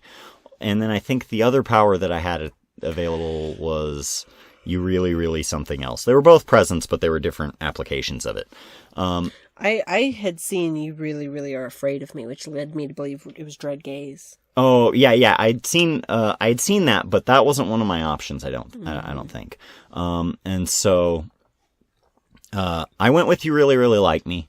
And I was like, okay, so we can do that now. And I ran into Donovan, and he was talking to me earlier and was like, hey, well, we can make something happen. And he was the most excited about the prospect of having a client, at least from my perspective, or of having an agent, at least from my perspective. Yeah. And he comes over and he's like, hey, you really, really like me. And I was like, you really, really like me. And he was like, oh, okay. We love each other. He was like, okay, we love each other now. And so we hung out for a bit. And it was fun.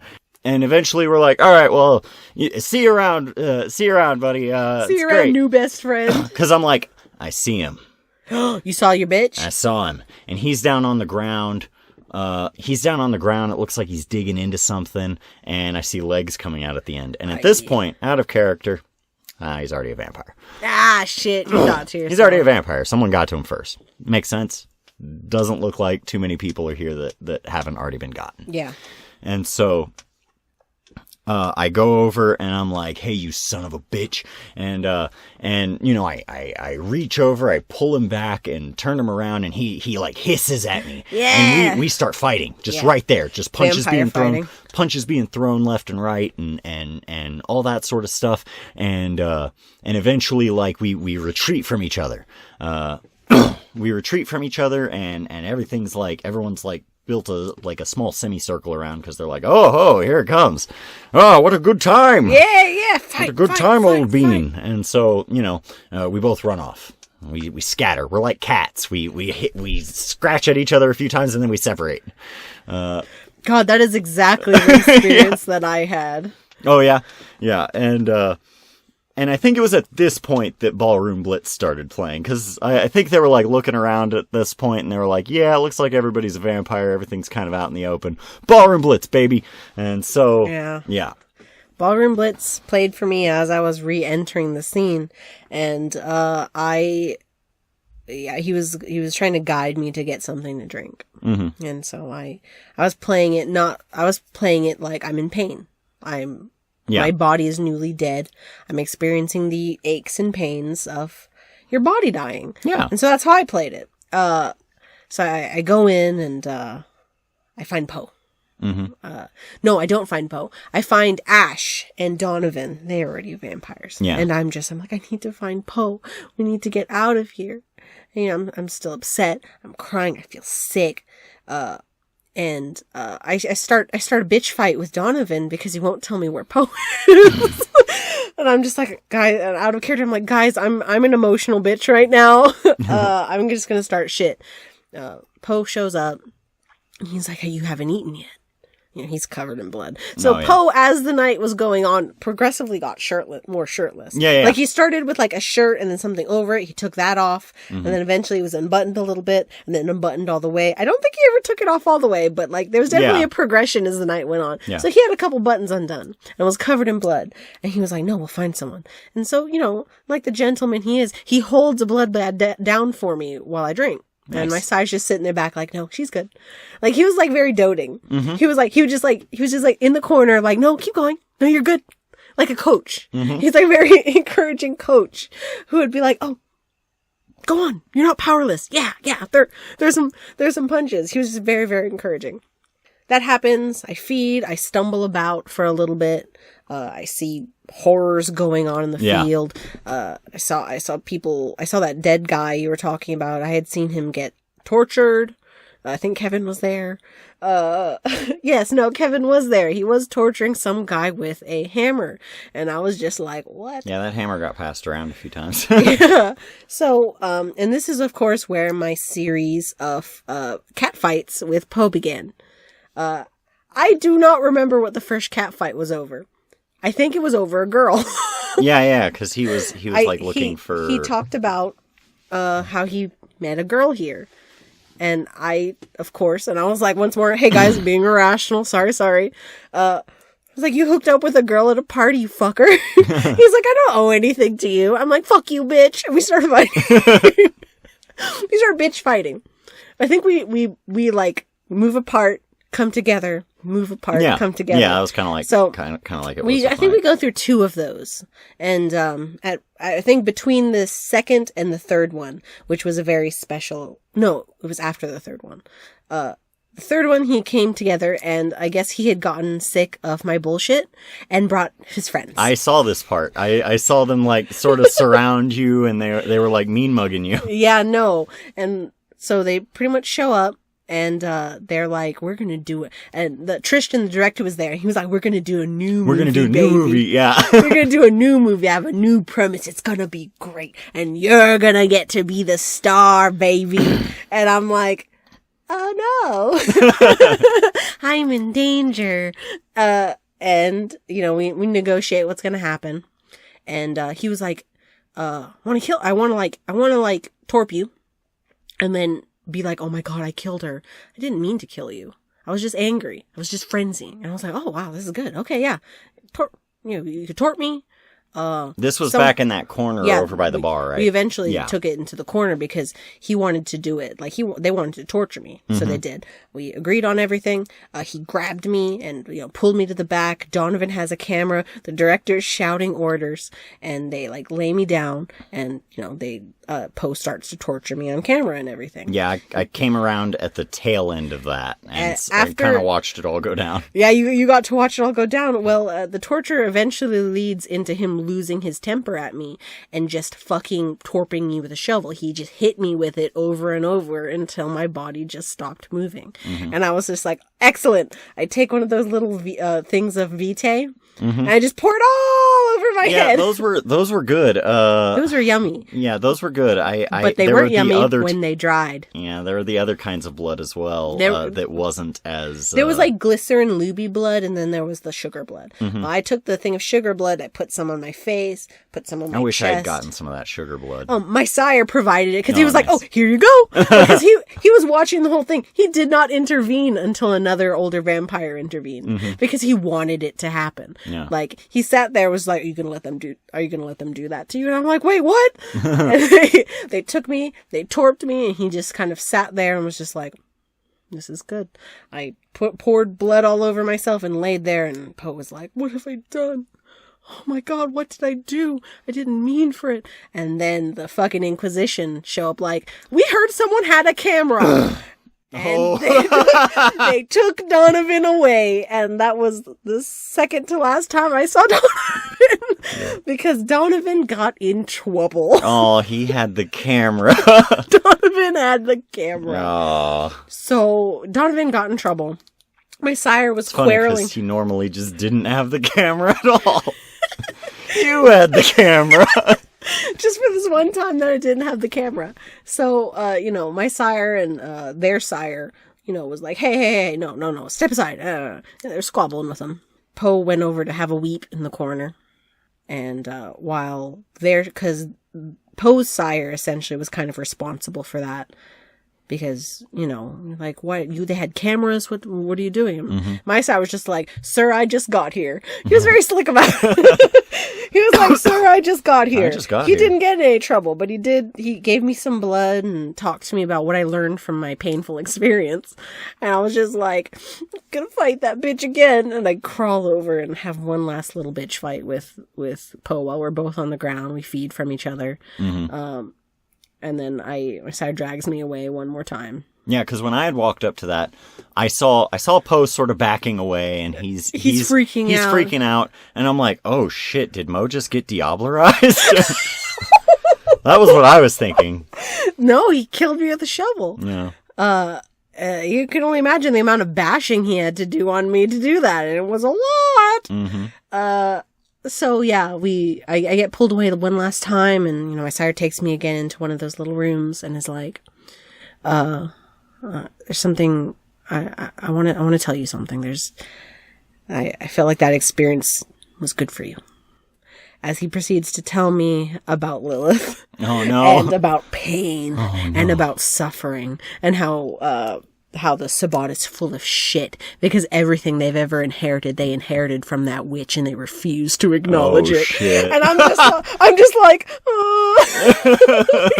hit me with a shovel. And he tells me all this shit, and he puts a pendant around my neck, and he's like, you have to hide that. You can never let anybody know, or the Inquisition will come and they will fucking kill you. Oh God. And I'm just like, okay. That's a lot. And he's like, I'm sorry. I didn't really want to have to indoctrinate you. It's not something I wanted, but I don't know how the next 48 hours are going to go. And so, he puts that on me, and I walk out, and we stumble out into the fields to see some monomacy. Was this was after the gathering? Let me think. It would have had to be, because as far as I know, all of the monomacy fights happened like after the Valderian stuff. Not for me. Oh, okay. Not for me. So you were just like out there, and there was like how many people were out there? Not as much as there were towards the end. Okay, so this but was I did separate see incident. some shit out there, and I had Donovan's ghost talk to me. Yeah, Donovan's ghost grabbed my butt. Donovan's ghost was like, hey bitch, real sorry. Hey bitch, you did your best. And I'm like, I think I feel them even now. It was funny. It was funny. That happened during the big monomacy scene. And the only person who was near me was like, I think they were like the Archbishop. And I was like, but my character doesn't know that. My character doesn't know that. And so I'm like, did you just grab me? And I don't even think she responded to me. She just kept looking over, and I was like, "What, was that you?" Because she was still like maybe about. Oh no, you're right. I saw Donovan's death. She was still about yeah. Because Donovan had to have died first. After I gotten out of there, I think he tried to introduce me to his pack, but they were scattered. Donovan. My sire tried to introduce me to his pack. Couldn't find them. They were scattered all over the place. Your sire. Yeah. Because you said Donovan. Sorry. Yeah, my bad. Sire tried to introduce me to them. They were scattered all over the place. I think then that's when a Sermon of Cain started. Mm-hmm. So for that, essentially, I climbed up on that giant tower. I climbed up on the tower to watch it. Mm-hmm. And I actually have videos of it. And so I'm just sitting there, and I'm trying to talk to my sire, and I'm just like, I don't understand. What are they doing? What's the war? And he's telling me. He's giving you the spiel. The spiel, and talking about how much bullshit it is. I worked so hard to avoid the spiel because, like, every LARP I've gone to, I have heard the spiel because I have to in character. Mm-hmm. But, like, it's something that I, Austin, know, and so one of my goals for the evening was to be like, I'm not worried about any of that. I'll talk to me during the Valdery. Yeah.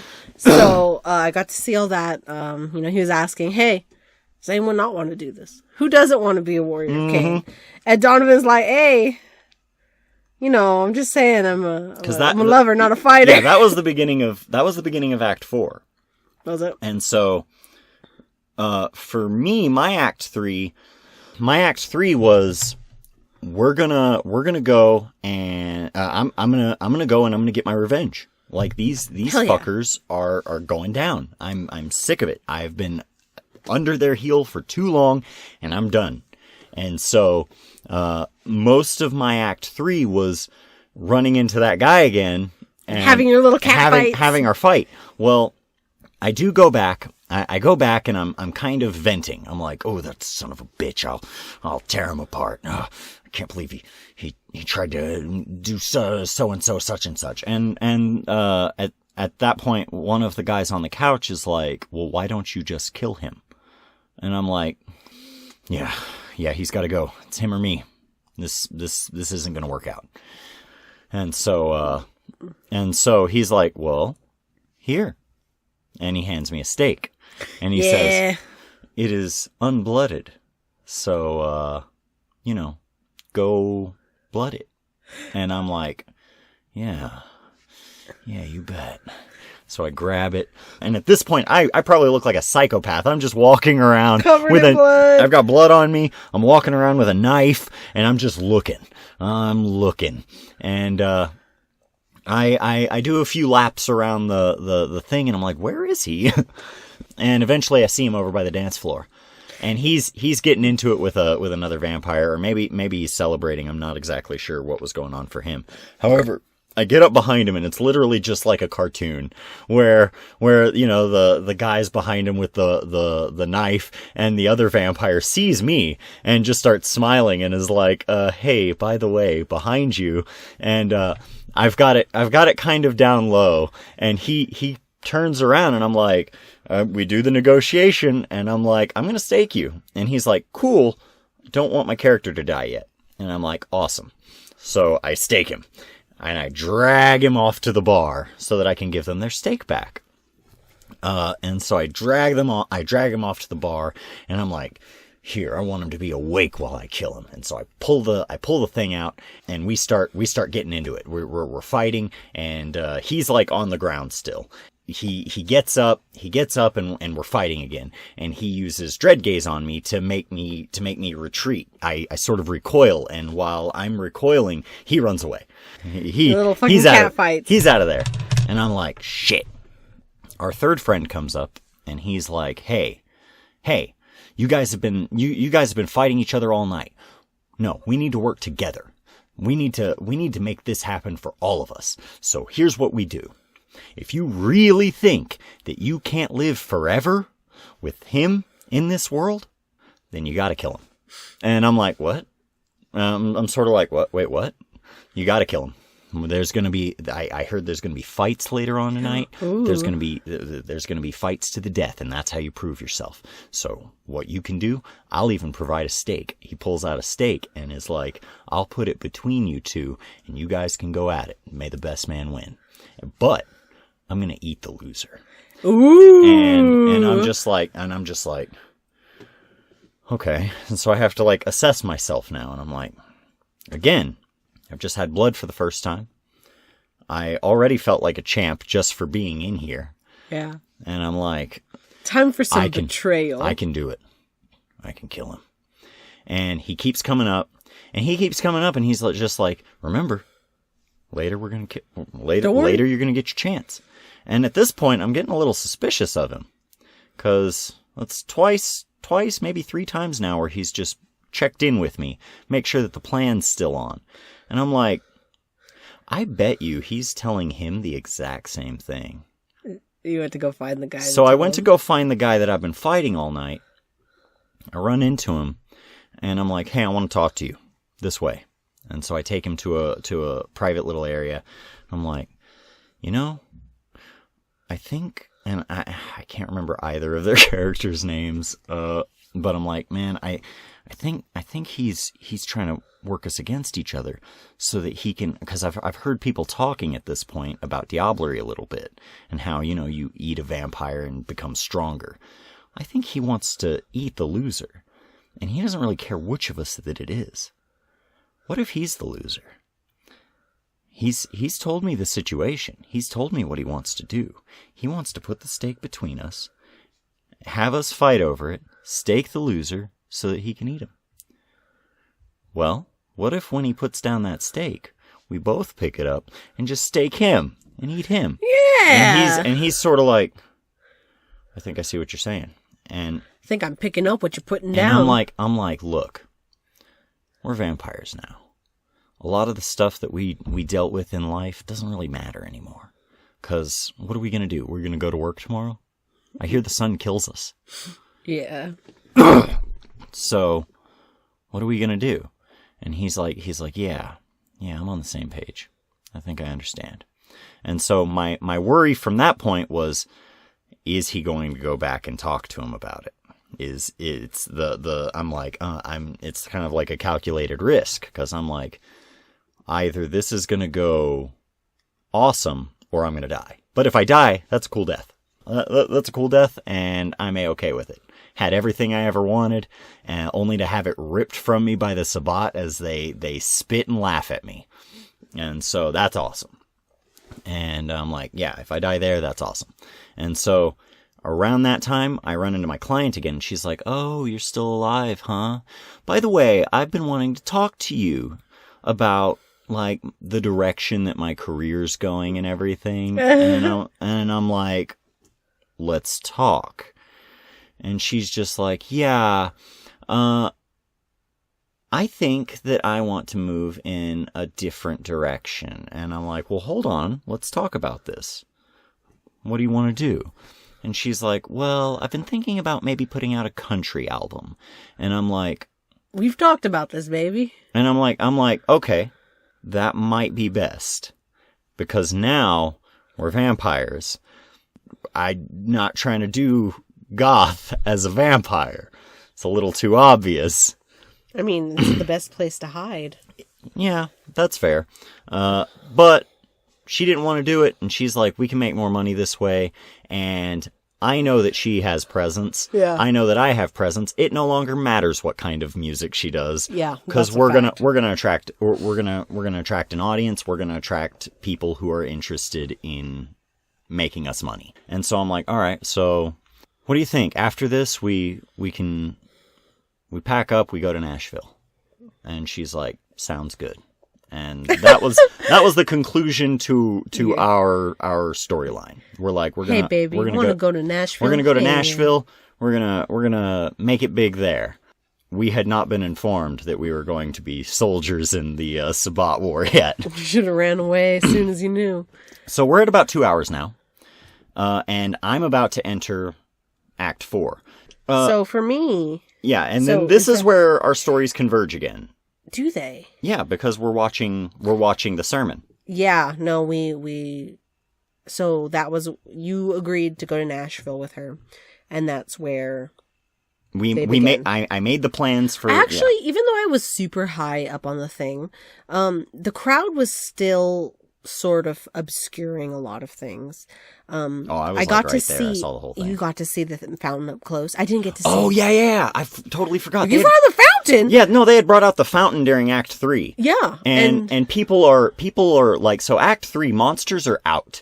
People are in their prosthetics. People we've got Nosferatu in just like these awesome getups, and they bring it's at this point that they bring out the fountain, and the fountain is like a flesh crafted of 3 people just mixed together, blood's coming out of their legs. Like, it was dope. And I only got to see it from I got to see it up close later while everyone was at the Monomacy pit, but like I didn't get to see it when it came when they first brought it out. I went up like shortly after they first brought it out, and I was like, man, that's God, to get a look at that thing. That is fucked. And eventually I see people like sort of kneeling at it and drinking the blood at the bottom, and I'm like, because it's like coming out of the leg, the leg stumps, and it's like collecting in this little thing, and people were encouraged, get your drink. Yeah, get your blood. Man, if that thing had been out by the time I had stumbled out, I probably wouldn't even had that weird scene where I was just like trying to find someone to drink before Poe was like, here, drink this guy. By the way, that guy was high on cocaine. So I got to experience being told about Lilith while high on cocaine. You're just like, yeah, what about Lilith? Tell me about Lilith. What comes next? You're telling me to keep a secret? Ah! Yeah. And so I did get to kneel and feed at the altar, man, and that was pretty cool. I did not. That was where I put most, that was where I most put it in my hair. The blood. And that was a mistake. Yeah, no, after pouring the sticky stuff on my hair, you know how in Beetlejuice, Lydia Dietz has those like tiny little weird like skinny bangs with all the gel? Yeah. I had that, but it was blood. Yeah. And also my neck was sticky. It was bad. Yeah. But, so I'm up there. It was bad, but I was ready for it. I was like, I knew this was going to happen at some point during the night, and so I just had to mentally prepare myself because I am very texture averse. Oh, yeah. Oh, God, I bet you were just all fucked up. What if you had gotten hay on it? Oh, it was... You'd have been fucked. Yeah. But, yeah, so I'm up there, and I see the Sermon of Cain. Donovan is like, I don't want to be a soldier, which is, thank you, Donovan, because the Scream Queen, you want to die. You want to die where everybody is looking at you, and you just let it rip. Mm-hmm. I got to see them run. I get that on camera. They make a loop. Yeah. He does a lap. Yeah. But on the lap back, everyone sees him and converges, and I got that from on top of the palisade. So I actually have that video. Yeah. So what I had seen from my perspective is that, you know, you've got the one of the bishops, I'm guessing. He comes out, and this was Matt. This was the guy who ran the whole thing. He comes out and he says, "Brothers, sisters." He's going on his whole Sabbat spiel, and he's like, "You will go to war." And it's at this point that my ears perk up, and I'm like, "War? Oh, who said anything about war?" Because I don't have a sire. Like mine knows just as much as I do. Mine knows just as much as I do, and so. "Tomorrow night you will go to war. We will siege Austin." And I'm like, yeah, how's that gonna work? I'm like, I'm gonna siege. Is it the apocalypse? Like, what are we gonna do? Like, we just gonna go like necking people out in the middle of the street? What happens when the police show up? You fucking cheese it. And they're like, "We're going to fight the Camarilla," and I'm like, I don't know what that is. What is all of that? And I'm just hearing like war and all this other stuff, and I'm like, man, I need to get the fuck out of here if I'm ever going to see Nashville. And God, I love that. That's hilarious. And but I'm like, man, we're still out here in the middle of nowhere. And he's giving the sermon, and the DJ's up there. DJ's been a vampire the whole time. Yeah. And the music got really good at this point. Yeah. Oh, I have just little clips of the music. Mm-hmm. I would kill to get my hands on that DJ's list. Yeah. And so it's at this point that he's like, "But I understand. Not everybody's cut out for war. Not everybody's suited for it. If there is any among you who does not wish to fight, simply say so, and you can leave." Yep. And I was like, "Oh? Well, wait a minute. This seems like a trap." You see what happens to everyone else, and you're like, "No." And then at that point, Donovan comes out, and he's like, "Haha, hey, everybody. So I'm more of a lover, not a fighter. And this has been great. You guys, this is a life-changing experience. And it's been amazing. I'm gonna go now, and I'll see you guys later." And he's up there, and he's like, "Of course, go. You may go. You can get it out. If you can get out of here, you can go." Yeah, no. It was at first it was like, yeah, go for it. You can go. We'll give you a head start. And, cause everybody's surrounding him like, yeah, go ahead, go. Someone was like, "Eat that snack, honey." Yeah. I was like, damn. Everybody's like, like there was a boo, and then everybody's like surrounding him while he tries to like squeeze through the crowd, and he's like, hi guys, yeah, sorry, let me get out of the way. I got that. We get out of the way a little bit, and then he enters negotiation with 20 people. He was like, "Hey guys." He's like, "All right, guys, I just want a good head start." And they're like, "All right, we can do it." And so I watched 20 people chase him down and just tear him up. That is hilarious. Yeah, I got that entire fucking thing on camera. And at the end, it like goes back to him, and he's like, "Anybody else?" "No, I didn't think so." No, not after that. Not after that scream. Everyone knew what happened. Thank you, Donovan. No, I thought so. But, and so yeah, after that, After that, people started to disperse, and my sire was able to get a hold of the rest of his pack. Mm-hmm. I want to say it was the rat pack. I cannot be certain because there was I knew what pack I was. I didn't forget that name. Oh yeah, you were. We were the long pig fuckers. Yeah, it's very long. It's a very long name. Yeah, we were the long pig fuckers. Long pig, of course, being human meat. Yeah. So they took me. They took me down, and that was for the first time where my sire was like, "Okay, listen." You gotta pretend. Yeah, well, I mean, we were already on that page. I was high on cocaine. I'm still currently high on cocaine. He was like, okay, we're gonna, I just need you to grin and bear this. And I'm just like, I'm starting to see people with weird faces, and I'm like, what is going on with that? And he's just like, that is, he explained to me Clan Simitsi, or Chimiske. And, I was like, oh my god, wait, Clan, what about me? Because I had powers used on me at this point. I think Poe had used, you're really, really afraid of me. And hammed it up, And so I'm like, sounds like a Toreador to me. Well, he was like, we're special. We're panders.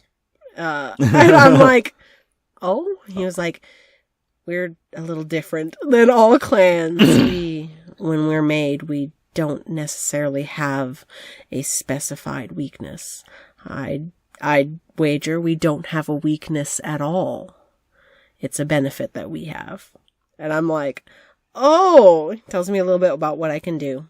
I got the ability, I could make someone tell me the truth. It was like Auspex almost. Dominate? Not quite. It was Auspex. But it was like, I could tell if someone was lying. Oh, okay. Yeah. So I would essentially be like, hey, are you lying? And, I would be able to tell if they were bullshitting me or not. That was my power. And so I get taken out to one of the tents. The bloody tents out there near the graves. Oh, I never actually entered one of those. Yeah, we needed like a good little space to sit everyone down. Because I'd say there was like 9 people who were going to be given the Vaulderie. Yeah, my pack had to split up into 2 packs. Because there was so many? Yeah. Yeah, there was a lot of us, but they put us in a little tent. We sat in a semicircle while the Ductus and the priest fought over... I guess they didn't like each other. Yeah. That was the sort of thing that they had. Their Vaulderie rating was low at the time. Yeah, their Vaulderie rating was low, and so they like sniped at each other a lot. He's like, oh, if you don't like what I'm doing, you do it. He's like, okay, wait, no, you're the priest, take it. Like they'd fight. And I say that this guy is my Ductus. He could have been the priest for all I know. I do not know. But the man who conducted the Vaulderie was visually one of the best parts of the night in question. He had the piranha. Oh yeah. He was the guy with the big wide-rimmed hat. Big wide-rimmed hat. He was wearing like a black vest. Looked like Vampire Hunter D. Yeah, but with like this. And he had the piranha prosthetic that, in certain lighting, looked. Oh good. Yeah. The monsters were out at this point. So I got to see him. I'm lying in the tent. And those tents were across from this thing that had a generator running. And so big bright light. And he's standing right in front of it. And so his visual with the hat and the face and the cup was so good. Like I have a very clear image. Yeah, that's awesome. Of what he looked like as he, talked about. He gave a little sermon, talked about us. He had all of the full-blooded members talk about their cup. They got the cup, they said their name, they said their clan, and they said that what they contributed to this cup. So everyone, bled into it. They talked a little bit about, their strength and their cunning, and I'm ferocious and I love blood. Yeah. And so everyone bled into the cup, and then everyone had to drink it. I did not drink from that cup. Oh, really? Mo didn't drink from that cup. Oh, no, yeah. No, what we did, we had like a bucket that we would stand over and sort of do the thing. Bucket. And we would basically, the bucket. Yeah, and we would sort of like, just to symbolize it, we would, get a little bit on our hand and kind of like wipe it on our face. if you wanted to. You didn't have to. Yeah, no, he had a cup. He had a cup. I double scooped it and just right down my face. Yeah, and so we did that, and then that was about the time where the Monomacy Pit was going on. Went over there, heard the commotion about the werewolf, and we just hear someone scream out, "Lupine!" And my sire goes, we are all warriors in the fight against the antediluvians, but some of us are more warrior-esque than others. So I'm going to be taking a little step back. Why don't you come back here with me? Takes me back a couple steps. And we kind of exit back towards the village after the lupine debacle. Once the lupine showed up, I was like, oh, fuck that. And I start getting ready to move. And when we say lupine, this is a werewolf. And the suit is awesome. It's huge. It's this huge, like it's like one of those cosplay prosthetic sort of suits. And it's got the head and it's got these large glowing green eyes. I had heard that maybe it was supposed to be like a black spiral dancer or something. Yes, it was. Okay. He was our friend. Oh, yeah, he was our friend. He came to party, allegedly. He came to party. And, but people got scared, which is fair because he's terrifying. Yeah. And, I had, cause they all started laughing once people started running and they're like, we know which ones are gonna die tomorrow. Cowards. And at this point I was like, man, is that a warghoul? Is that one that they just made up into a werewolf shape? And I was like, man, that is awesome. And so, on my end, Valdery was very similar. It was, we were standing in a circle.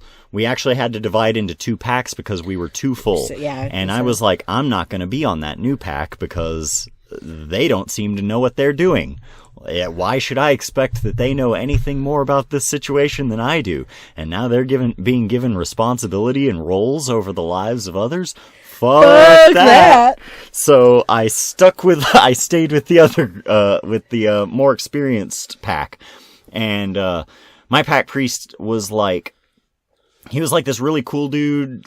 He was a very handsome guy, slicked back black hair, sharp features on his face, and the black leather jacket and everything. Oh, that greaser guy? Yeah, he looked like a greaser a little bit. He was probably one of the more handsome people I've ever seen in real life. Mm-hmm. I was just like, what the fuck? Yeah. I was like, oh, look, real vampires. This is why I'm afraid of LARPs. He's actually from the Austin domain. Well, at least that's where I had seen him once before, but that was during Fearless, so he might have flown in or something. Gotcha. In any case, he was my pack priest. My Ductus, it was one of 2 of them, and I can't remember which one it was. There was the cool ass Bruja anti-tribu. She looked like Margot. And the super tall woman with the dark hair. She had the dark hair. She was very German. Yes. And she was badass. She was rocking it. Oh yeah, no, I love her. I didn't get to interact with her, and I'm so sad about it. But she's literally Margot, and I love her. Yeah, and there was another guy who was a Nosferatu. He had kind of a similar getup to the Piranha guy, and he would talk. But it was kind of hard to hear him because of he had a mask on. And so but yeah, we were the long pig fuckers, and they talked about the Fine Dining Society who were our rivals. Ooh. And the Fine Dining Society, all those guys that you saw around in white, that was them. There was a pack of everyone together that was all dressed in white. Yes, I do remember that. Yeah, they were the Fine Dining Society. They were our pack rivals. I like how you had some inter-pack rivalries. That's fun. Yeah. I didn't know anything about mine. Yeah, and he sort of explained a little bit about the last siege of Austin, which our pack was one of the only surviving packs, along with the Fine Dining Society. And they had only had a few members return. The last siege was a tremendous failure. And tomorrow night is the next siege. And this time we're going to kill those bastards. Yeah. And I was like, not with half the losers I've seen around here. No, ain't none of the, you guys got the bikers. That was a smart pick. They're about the only ones. And, Like, everyone else is like, yeah, these are college students. There's a sorority here. That girl keeps crying. Yeah, there's a crying camera girl. Yeah. And so, I was like, man, I gotta find a way to get out of here. But first, I'll just play along. Yeah, I'll do everything they want to do. By the time I did the Vaulderie, I was like, let's fight. Oh, let's go. Let's kill them. I don't know why, but we're gonna do it. I fucking hype. The other guys that were in my group as mortals, I kind of like didn't run into them for the rest of the night, which was a bummer. Oh, I got to run. I got to run into Poe one final time. Yeah. After my Vaulderie was done, after the incident with the lupine, like literally as we're seeing like the Schlotcha come out and those. Oh. There was one that had like. It was like flaps for face, and it had these huge mole claws. Like, that's what they look like to me. And it had, like, on its stomach, like, there was, like, goo and maybe some, like, fingers coming out of its hands stomach. Were coming out of it. It was badass. Yeah, the thing was dope as shit. And, yeah. After I saw them, the lupine attacked, went back into the village, for Mo to get a drink. Yeah. And 2, because I was afraid of the lupine. Apparently enough time had passed that the lupine was actually in the village. And it made its way into the bar. So fun fact about that, I didn't get to see the lupine. When they screamed lupine, my sire appropriately took me back, didn't get to see it. Cool. Walk into the bar to get some water. There it fucking was. Because I was with you at this point. We had met at the Monomacy Pit because, like, they're doing their Sabbat fighting plots and stuff. Yeah. And at this point, I'm pretty exhausted. Yeah, me and you were. It's been a night. Done. We were about clocked out for the night. I was staying because I wanted to see them burn the fuck down. Kind of seemed like our plots had kind of petered out at that point. So we go into the bar and in the little bar location, it's not like a super big location. It's kind of U-shaped. There's 2 exits, but. We go into the front and I went, oh shit, because it was a hulking creature in the middle of this very small space. It swishes and turns to go out and I just press up against the wall. And I'm like, oh my fucking God, it was in the village. I don't realize at this point it's friendly. And I'm just like, oh shit. Yeah, and it comes up to you and like looks at you. It was like, yeah, it smelled dead to me. And then kept going, and I'm just like, well, that's my night. We have some drinks. We hear that people are clearing out. Yeah, everyone's clearing out. I get some water because we sit down for a while. parched. Yeah, we sit down for a while. We cat. Talk. I love that little cat. A little cat came into the bar. Go to the front. They start clearing people out, and then they light that bitch They up. lit the whole front wall on fire. As and it was awesome. being lit up. And my real last in-character scene was Poe approached me for one last time, still flanked by his crew.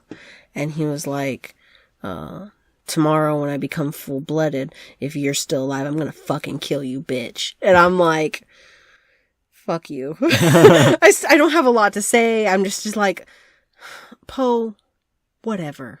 I don't care. I don't care about you. I do care. I do care about him, and I should have used my power at that point to be like, do you mean that? Do you mean that? Just to see if he did. I don't know. I only got to use my power the one time. I never got to use my power, but it was okay. But that was our last little interaction. I was like, just get the fuck out of here. Whatever. That was my last little sort of thing. Me and my sire watched it as it burned down.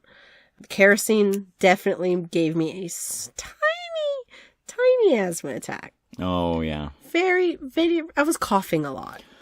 And, it was really beautiful. After that, we headed home. We picked up 2 friends. Do not remember their names.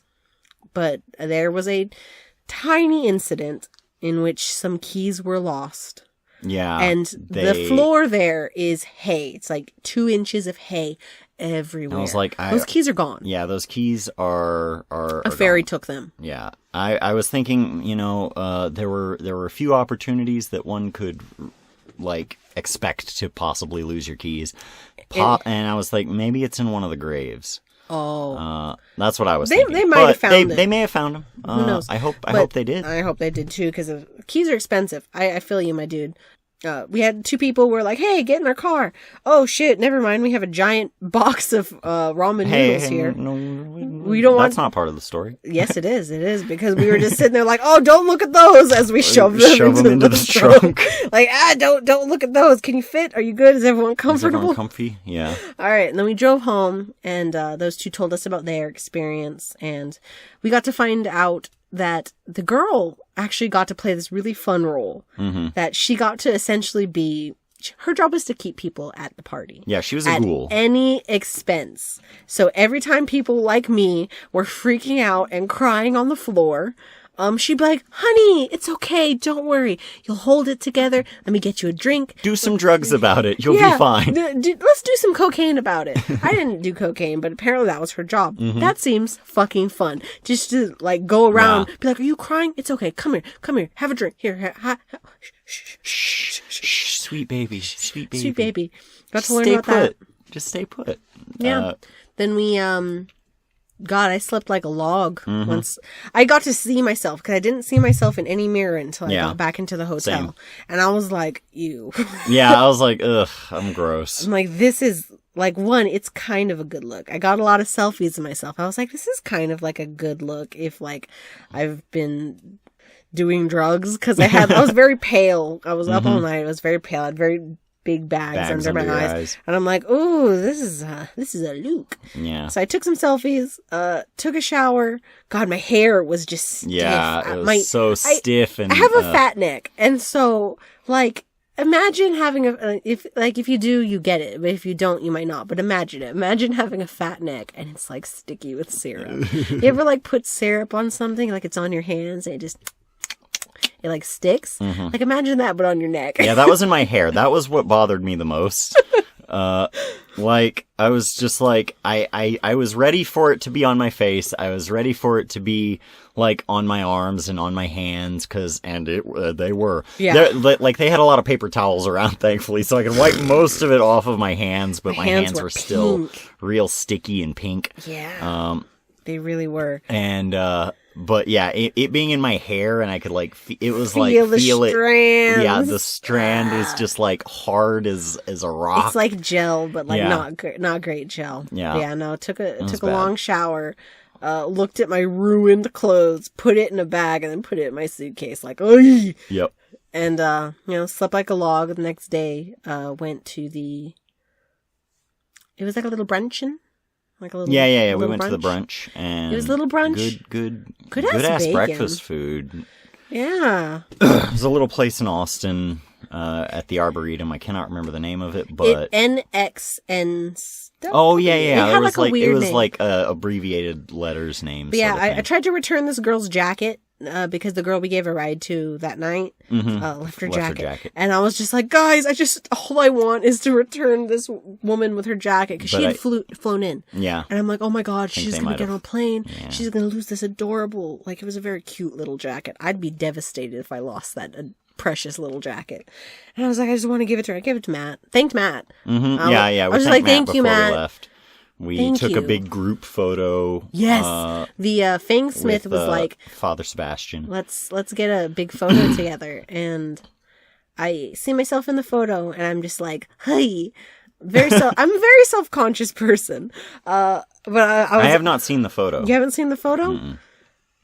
I'm sure I actually don't remember you in the photo. I wasn't looking for you. I was mostly looking for myself to be like, oh my God, what fucking face did I make? Did I make a bad face?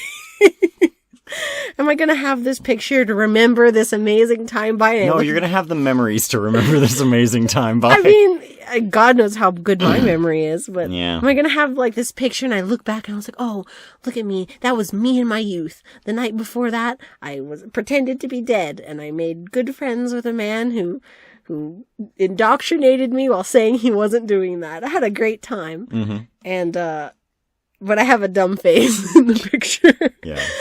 It was pretty okay. But after that, we, as if we didn't have enough vampire that day, as if we hadn't had the most vampire weekend, we went to fucking Nerd Mecca and we're like, let's buy some vampire books before we go home. We went to Austin Books and Comics. Yeah. And we picked up that some place books. is awesome. we picked up some books and we discussed what kava was. We did a small like, on the way home sort of, trip into Austin. Yeah. Because we were already there. Yeah, because usually, our Austin ritual is we hit up one of the many game stores and get something to eat. That's like our little, it's like an Austin day. Like, we'll go to Austin, we'll see what's going on. We'll eat it somewhere we haven't eaten before, and we'll go to Austin Books and Comics. Green Emerald Tavern. There's Green Emerald Tavern. That place is awesome. We'll go to a place where I can look at role-playing books and maybe I'll buy something, maybe I won't, but we'll go there and find something to eat. So we essentially, as if our day, as if we hadn't had enough vampire, go get some books, and we go home. And I remember I came home and I slept. Yeah. God, like a little baby. While driving home, I was like, I don't know if I got everything that I wanted out of this. Really? I don't know if, it was the experience that I thought it would be. And I wouldn't say I felt disappointed, but I was just like, it was a good time. I was definitely pleased with it. What do you think you would like more? Well, I would have liked to conclude the plot line that I had set up while I was immortal. Because it didn't happen. Yeah. And so we got lost, we got separated, and we just never crossed paths again. Yeah. And, but at brunch, I did talk to them, and I explained everything, and they were like, oh man, that would have been so cool. And those guys were awesome. Let me think. But but when I woke up, I was like, that was amazing. That was a hell of a time. I woke up and I was like that, I didn't even care because there was so much going on and I got the experience that I was promised, not the experience that my expectations builded towards as the night progressed. But I got what was promised. I got to be shovel-headed. I got to awaken as a new warrior of the Sabbat. Yeah. I got all of that. And that was what I wanted. And so I'd say I got what I wanted too, because I think my favorite were just jam-packed full of plot. Yeah, I eventually talked to Daniel about it later, but when I play vampire, the fighting is fun and everything, but I enjoy that interpersonal sort of thing. And I really got to spend 6 hours forging a relationship with somebody. Mm-hmm. And it was at times very intimate, the relationship. Mm-hmm. Cause we were huddled away in corners and he's, telling me about stuff. And that's kind of the vampire experience. I feel like people write books about it. Mm-hmm. You're a girl and you're helpless and you're pressed down upon by the world, and a vampire comes. And he loves you. Yes. Yeah. And I got to experience that. And I feel like in the big scheme of things, that's kind of like the vampire LARP dream, I feel. Mm-hmm. You come in and you kind of get whisked into this dark into world. This bullshit because you're special. And because you showed up. Because you cried real hard. With the Sabbat, it's literally because you were in the wrong place at the wrong time. Yeah, I was in the wrong place at the wrong time. But he thought I was special. Everyone was special for the Sabbat. And so. And yeah, I think I got what I wanted. I think you did too. I had such a good time, and I still talk to Daniel on Discord and stuff, because I'm just like, that's a cool experience that only me and him have the experience of everything that happened. Mm-hmm. And because we were oftentimes observing big events, just the two of us pulled away about it. It was really cinematic, and it was really good. Yeah. And I do feel like I spent a lot of time walking around, because I was like, I felt a little anxiety about talking to people, because I'm like, I don't really have a whole lot to talk about with people. I did have a few conversations with people about, oh, hey, what do you do? What do you do? They're like, oh, you probably sell drugs, huh? I'm like, no. But I had a few occupational based conversations talks with one of the tech guys who was basically like they were out to celebrate the fact that they had just invented Google or something something of that effect. They would have a bad time. They had just made like Google Maps or something, and they were talking about it, and I was like, well, how are you going to do that? I was like, the internet doesn't do that. Stupid. You're gonna carry the internet around on your phone? What are you, an idiot?